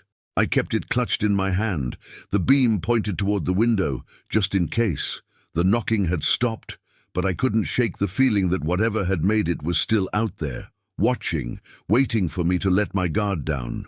Hours passed, the night stretching on endlessly, but the knocking didn't return. Eventually, exhaustion overtook me, and I drifted into a restless sleep, the flashlight still clutched tightly in my hand. When I woke up the next morning, The sun was barely rising over the horizon, casting a pale, grey light over the forest. The fog had lifted slightly, though it still lingered in the trees, giving the woods an eerie, dreamlike quality. I sat up slowly, my body aching from the tension of the night before. The cabin was quiet, the only sound the soft creak of the old wood settling. I felt a small surge of relief. Whatever had been knocking, it was gone now. I was safe. I climbed out of bed, stretching my stiff muscles, and made my way to the window. I hesitated for a moment, then pulled the curtain aside, half expecting to see something, anything, waiting outside. But the view was the same as always. Trees, mist, and the empty clearing around the cabin. I let out a sigh and turned away, heading toward the door to step outside for some fresh air. But as I reached for the handle, I froze. There, on the floor just in front of the door, was something that hadn't been there the night before. A set of muddy footprints, leading from the door to the bed, then back to the door again. My blood ran cold as I stared at the prints, my mind struggling to process what I was seeing. They were large, too large to be mine, and they were fresh, still damp from the morning dew. Someone or something had been inside the cabin with me last night. I backed away slowly, my heart pounding in my chest, every nerve screaming at me to run, to get as far away from this place as possible. But I couldn't move. I could only stand there, staring at the footprints, my mind reeling with the realization that I hadn't been alone after all. The knocking had never been at the door. It had been coming from inside the cabin. Story 18. The scream echoed through the forest, sharp and sudden, cutting through the quiet like a blade. It wasn't the sound of an animal, not the yelp of a coyote or the call of an elk. This was human, and it was close, too close. I froze in place, my breath catching in my throat, my heart hammering in my chest. It was late, nearly midnight, and I was supposed to be the only one out here. I'd been hiking solo for 3 days, pushing deeper into the wilderness than most people dared, far from the beaten trails and well outside the range of cell service. That was the whole point. No distractions, no people, just me and the vastness of the forest. But now, that scream, that changed everything. I stood there, the trees towering around me like dark sentinels, the beam of my flashlight barely cutting through the shadows. The air was still, thick with the smell of damp earth and pine, but now it felt oppressive, as if the very trees were holding their breath, waiting, listening. The scream came again, this time fainter, like it was being swallowed by the woods. My stomach twisted into a knot. Someone was out there, and they were in trouble. I wasn't sure how far away they were, but they didn't sound far. Maybe a few 100 yards, maybe less. For a split second, I considered ignoring it. I could turn around, head back to my camp, and pretend I hadn't heard a thing. Whatever had happened, it wasn't my problem. I was miles from civilization, completely isolated, but I couldn't just leave someone out there, not with a scream like that. Against my better judgment, I turned in the direction of the sound and started moving, my boots crunching on the dead leaves and pine needles that littered the forest floor. The beam of my flashlight bounced wildly with each step, casting strange, distorted shadows against the trees. The silence in the wake of the scream was deafening, not even the usual rustle of nocturnal animals or the soft hum of the wind, just an eerie, unnatural stillness. "Hello," I called out, my voice cracking in the quiet. "Is anyone there? Do you need help?" No response, just more silence. I picked up the pace, my heart pounding harder as I moved deeper into the woods. The trail I'd been following had long since disappeared, the terrain growing more rugged and uneven with each step. Branches scratched at my arms, and I had to duck under low-hanging limbs as I navigated the increasingly dense underbrush. Every now and then, I'd glance behind me, the irrational fear creeping in that something was watching me, something lurking just beyond the reach of my flashlight. "Hello," I called again, louder this time, trying to keep the panic from creeping into my voice. "Where are you?" Still nothing. No voice calling back, no more screams, just the quiet and the feeling that I was heading straight into something I didn't understand. Then up ahead, I saw it. Light. A small flickering glow just beyond the trees. I stopped, squinting through the darkness. It wasn't a campfire. Too small for that. It looked more like a lantern. A faint, wavering light, barely illuminating the trees around it. I took a deep breath, trying to steady myself, and pushed forward. My mind raced with possibilities. Maybe another hiker had gotten lost and was in trouble. Maybe it was someone injured. But something in my gut told me that wasn't right. As I approached, the light flickered again, casting long, distorted shadows against the trees. I stepped into the clearing, my flashlight illuminating the source of the light. There, hanging from a low branch, was an old lantern, the kind with a flickering candle inside. It swayed gently in the breeze, casting strange, wavering shadows across the ground. But what caught my attention wasn't the lantern itself. It was what was beneath it. A backpack, torn open, its contents scattered across the forest floor. Clothes, a water bottle, a map, a first aid kit. But that wasn't what made my heart leap into my throat. It was the blood. Dark, glistening streaks of it smeared across the ground, pooling around the torn backpack and soaking into the dirt. I took a step back, my stomach turning, bile rising in my throat. This wasn't just an accident. Something terrible had happened here. I scanned the area, the beam of my flashlight trembling as I swept it over the trees, but there was no one, no sign of whoever the backpack belonged to. Just the blood, the scattered belongings, and the lantern that shouldn't have been there. A cold chill crept up my spine, and suddenly the forest around me felt alive, watching, waiting. My mind raced with questions. Who had screamed? Whose blood was this? And where the hell had they gone? I knelt down next to the backpack, trying to make sense of it all. But the blood was still wet, fresh. Whatever had happened, it had happened recently. Too recently. That's when I heard it. A soft rustling just beyond the trees. My heart skipped a beat, and I froze, listening. The sound came again, faint but unmistakable. Footsteps, slow and deliberate, moving through the underbrush. They weren't heavy like an animal's, and they weren't hurried like someone running. They were steady, careful. I stood up slowly, my flashlight trembling in my grip as I pointed it toward the sound. My breath came in short, shallow gasps as I strained to see through the trees. But the fog had thickened again, wrapping itself around the trunks and swallowing the light. I couldn't see anything, just shadows. "Who's there?" I called out, my voice barely more than a whisper. No answer. The footsteps stopped. I felt my pulse hammering in my ears as I backed away from the backpack, every instinct screaming at me to run. Whatever was out there, whatever had happened, I didn't want any part of it. I needed to get out of there, back to camp, back to safety. But as I turned to leave, something moved at the edge of the clearing. A shape, tall, hunched, and completely still. My flashlight flickered, and for a brief moment I caught a glimpse of it, dark, shadowy, almost human, but wrong. Its limbs were too long, its posture unnatural, and its eyes were glowing faintly, like two pinpricks of light in the darkness. My blood ran cold. The figure took a step forward, and the ground seemed to tremble beneath its weight. I stumbled backward, nearly tripping over the torn backpack as I scrambled to put distance between us. The figure moved again, slowly, methodically, as though it knew I had nowhere to go. I didn't wait to find out what it was. I turned and ran. Branches tore at my arms and face as I sprinted through the woods, my breath coming in ragged gasps. I could hear it behind me, the soft rustling of leaves, the heavy thud of footsteps. It was following me, hunting me. I didn't dare look back. My legs burned, my lungs screamed for air, but I pushed harder, my flashlight bouncing wildly in my hand as I tried to navigate the uneven ground.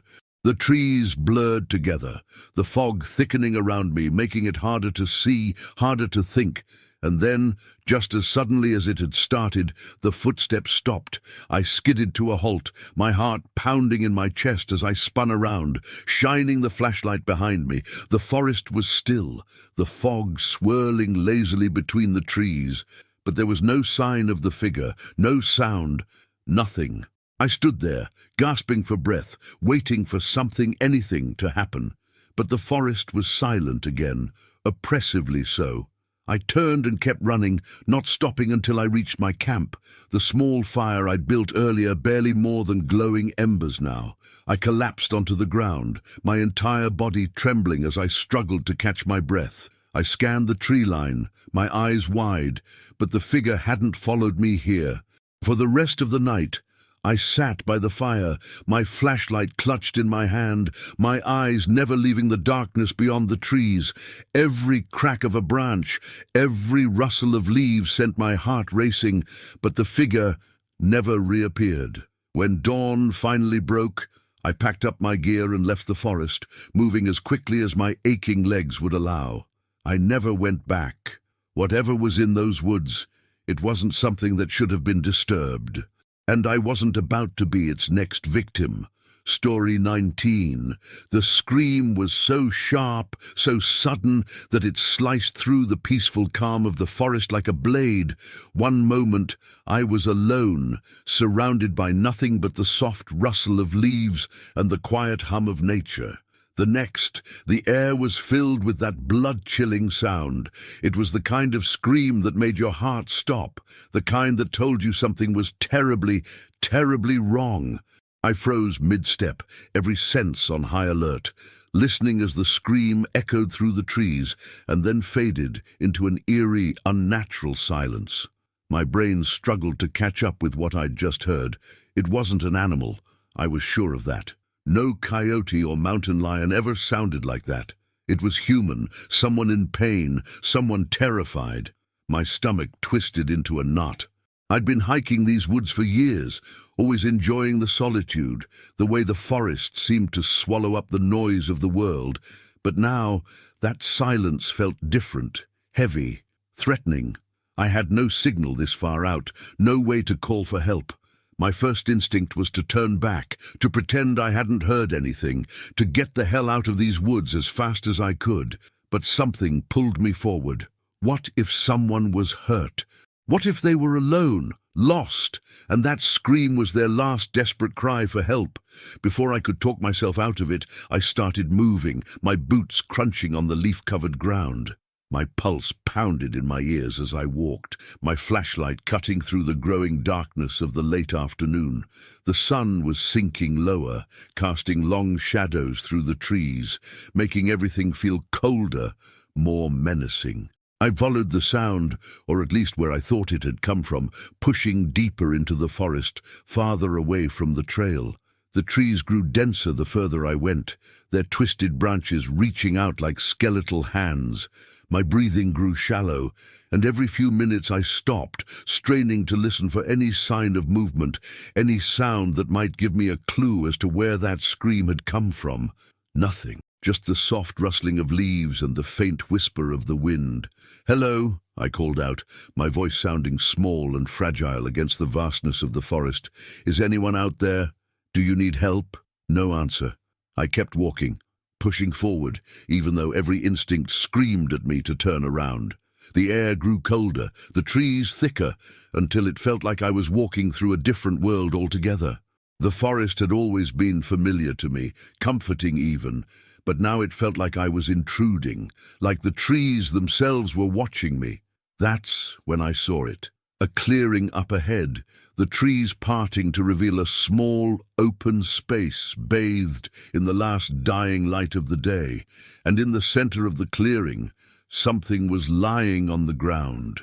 My heart skipped a beat. I approached cautiously, the beam of my flashlight bouncing with each step, illuminating what looked like a bundle of clothes, half covered in dirt and leaves. But as I got closer, I realized with a jolt of horror that it wasn't just clothes. It was a body, a man face down in the dirt, his arms splayed out unnaturally, his clothes were torn, his skin pale, and around him, everywhere, was blood. A dark pool of it, soaking into the ground, staining the leaves. I stopped in my tracks, my stomach lurching at the sight. I took a shaky breath, forcing myself to move closer, even though every fiber of my being was telling me to run. I knelt beside the man, my hands trembling as I reached out to touch his shoulder to see if he was still alive. His skin was cold, too cold. I recoiled, stumbling back, my heart racing. He was dead. There was no doubt about that. But the way he was lying there, the sheer amount of blood, it didn't make sense. What had done this to him? And then I saw it. A few feet away, half hidden by the underbrush, was something else. At first, I thought it was just a fallen branch or some twisted root sticking out of the ground, but as I shined my flashlight over it, my breath caught in my throat. It wasn't a branch. It was a leg, a human leg, severed just below the knee, the flesh torn and ragged like it had been ripped apart by something. My stomach churned, and I stumbled back again, my mind racing. What the hell had happened out here? My heart pounded in my chest as I looked around the clearing, suddenly feeling very, very exposed. The air was thick with a sense of dread, like something terrible was lurking just beyond the trees, watching me, waiting. I needed to leave. Naudi, I turned to go, my hands shaking, my thoughts a blur of panic, but then I heard it, a sound, low and guttural, like the growl of some animal, but deeper, more menacing. It came from somewhere just beyond the clearing, hidden in the shadows of the trees. My blood ran cold. I stood frozen in place, my flashlight trembling in my grip as I swung it toward the sound. The beam cut through the darkness, illuminating the thick trunks of the trees. But I couldn't see anything, just more shadows. But I could feel it. Something was there, watching me, waiting. The growl came again, louder this time, and I could hear the distinct sound of footsteps, slow, deliberate, like something large was moving through the underbrush. My mind raced.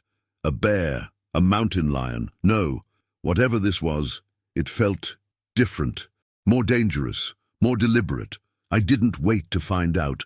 I turned and ran, my feet pounding against the forest floor as I sprinted back toward the trail.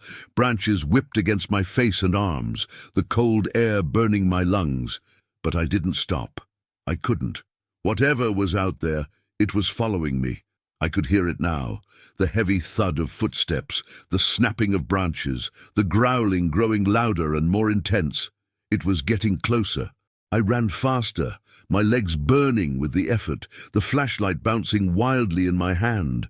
The forest around me blurred into a mass of dark shapes and shadows, but I didn't dare look back. All I could think about was getting out, getting away from whatever was chasing me. The footsteps grew louder, closer, until it felt like whatever it was could reach out and grab me at any second. My pulse pounded in my ears, my breath coming in short, ragged gasps. And then, just when I thought I couldn't run any further, I saw it, the trail, the narrow, worn path I'd strayed from earlier, leading back to safety. A surge of hope shot through me, and I sprinted toward it, my legs screaming with the effort. I burst onto the trail, my heart racing, and kept running, not daring to slow down. The growling had stopped, the footsteps had faded, but I wasn't taking any chances. I ran and ran until I could barely breathe, until my muscles ached and my lungs felt like they were on fire. Eventually, I slowed, my body trembling with exhaustion, my heart still hammering in my chest. I looked behind me, scanning the dark forest. But there was no sign of whatever had been chasing me, just the stillness of the trees and the heavy silence of the night. But I knew it was out there, watching, waiting. I didn't stop until I reached the edge of the woods, the faint glow of my campsite barely visible in the distance. Only when I was safely inside my tent, the fire crackling outside, did I allow myself to breathe, to process what had happened. Someone had died out there. Something had killed them, and whatever it wasn't done. I never hiked those woods again. and I never forgot the sound of that scream. Story 20. The sound of heavy footsteps outside my tent woke me, slow, deliberate, each one crunching through the dead leaves like someone or something was trying to move carefully but failing miserably. I blinked in the darkness, my heart immediately pounding in my chest. It wasn't an animal. I'd spent enough nights in the wilderness to know the difference. This was heavier, more calculated, like whoever or whatever was out there wanted me to know it was close. I lay still for a moment, barely breathing, straining to listen. The footsteps stopped right outside the tent. Silence fell over the campsite like a blanket, suffocating in its intensity. I didn't dare move. The thin fabric of the tent felt like no protection at all, just a flimsy barrier between me and whatever was standing there in the dark. My flashlight was inches away, but I couldn't bring myself to reach for it. All I could think was, what if it sees the light? What if that's what it's waiting for? A soft rustling sound broke the silence, like fabric being brushed against, and my stomach twisted into a knot. I swallowed hard, trying to keep my breathing shallow, quiet. I had no idea who could be out here. No one was supposed to be this deep into the woods. Hell, I wasn't even supposed to be here. This was a stretch of the forest the Park Service had closed off months ago after a series of strange incidents. Hikers disappearing, campsites found abandoned with gear left behind as though the people had just vanished. I told myself those stories were exaggerated, but now, lying there in the pitch-black tent, I wasn't so sure. The rustling sound grew louder, and then something pressed against the side of the tent, caving in the fabric right beside me. I froze, my breath catching in my throat as whatever it was seemed to lean in, the shape of a hand becoming visible through the material. I couldn't see it clearly, just the vague outline of fingers pressing lightly against the tent wall. I gripped the edge of my sleeping bag, my mind racing. Do I move? Do I stay still? The pressure on the tent eased, and I heard the footsteps again, moving slowly, deliberately, around the perimeter of the tent. The thing, whatever it was circling me like a predator sizing up its prey. Then it stopped, dead silent again. I clenched my jaw, trying not to panic, but I was shaking. I had been out here for 2 days, and up until that point, it had been peaceful. I hadn't seen anyone, hadn't heard anything unusual. It was exactly the kind of solitude I had been looking for, but now everything felt wrong. I felt watched. I couldn't lie there doing nothing.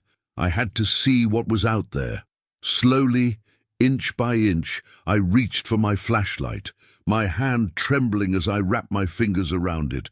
I clicked it on, the light flooding the small space inside the tent, and for a moment I felt a strange sense of relief. The light seemed to push back the darkness, making me feel a little less vulnerable, but that relief was short-lived.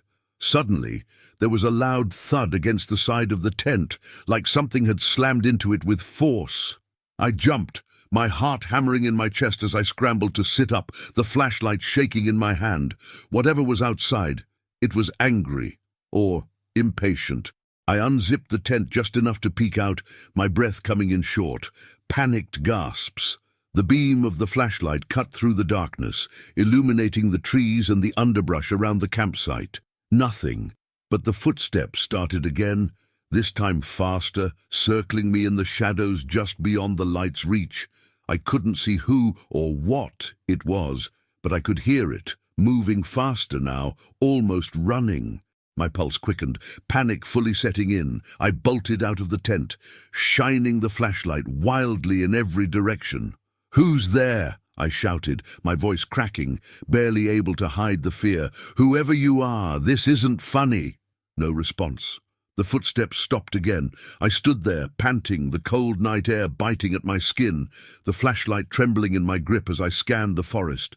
My campfire had long since died down, leaving only a faint glow of embers, and the trees loomed tall and menacing in the darkness.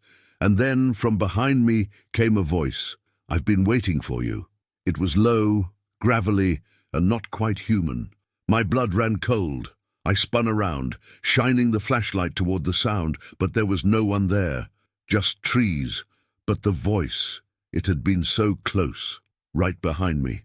My mind raced, trying to make sense of what I'd just heard, waiting for me.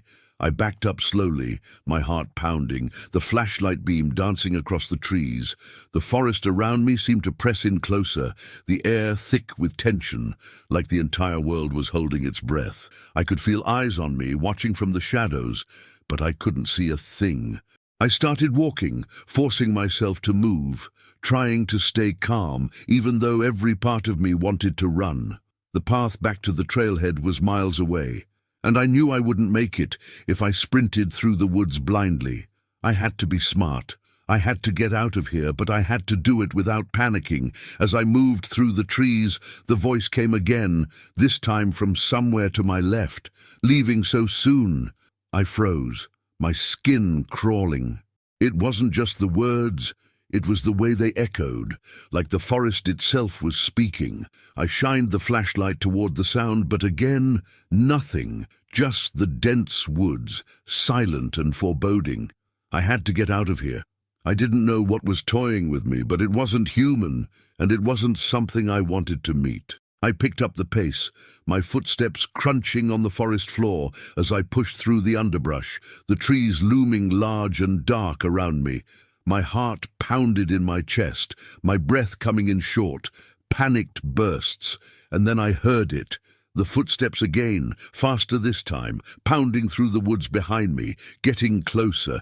The thing, whatever it was chasing me now. I ran, sprinting through the trees, the flashlight bouncing wildly in my hand as I dodged branches and roots.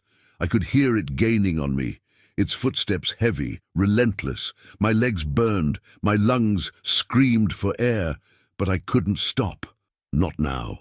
I burst through a thicket of trees, stumbling into another clearing, my heart racing as I scanned the area for any sign of escape.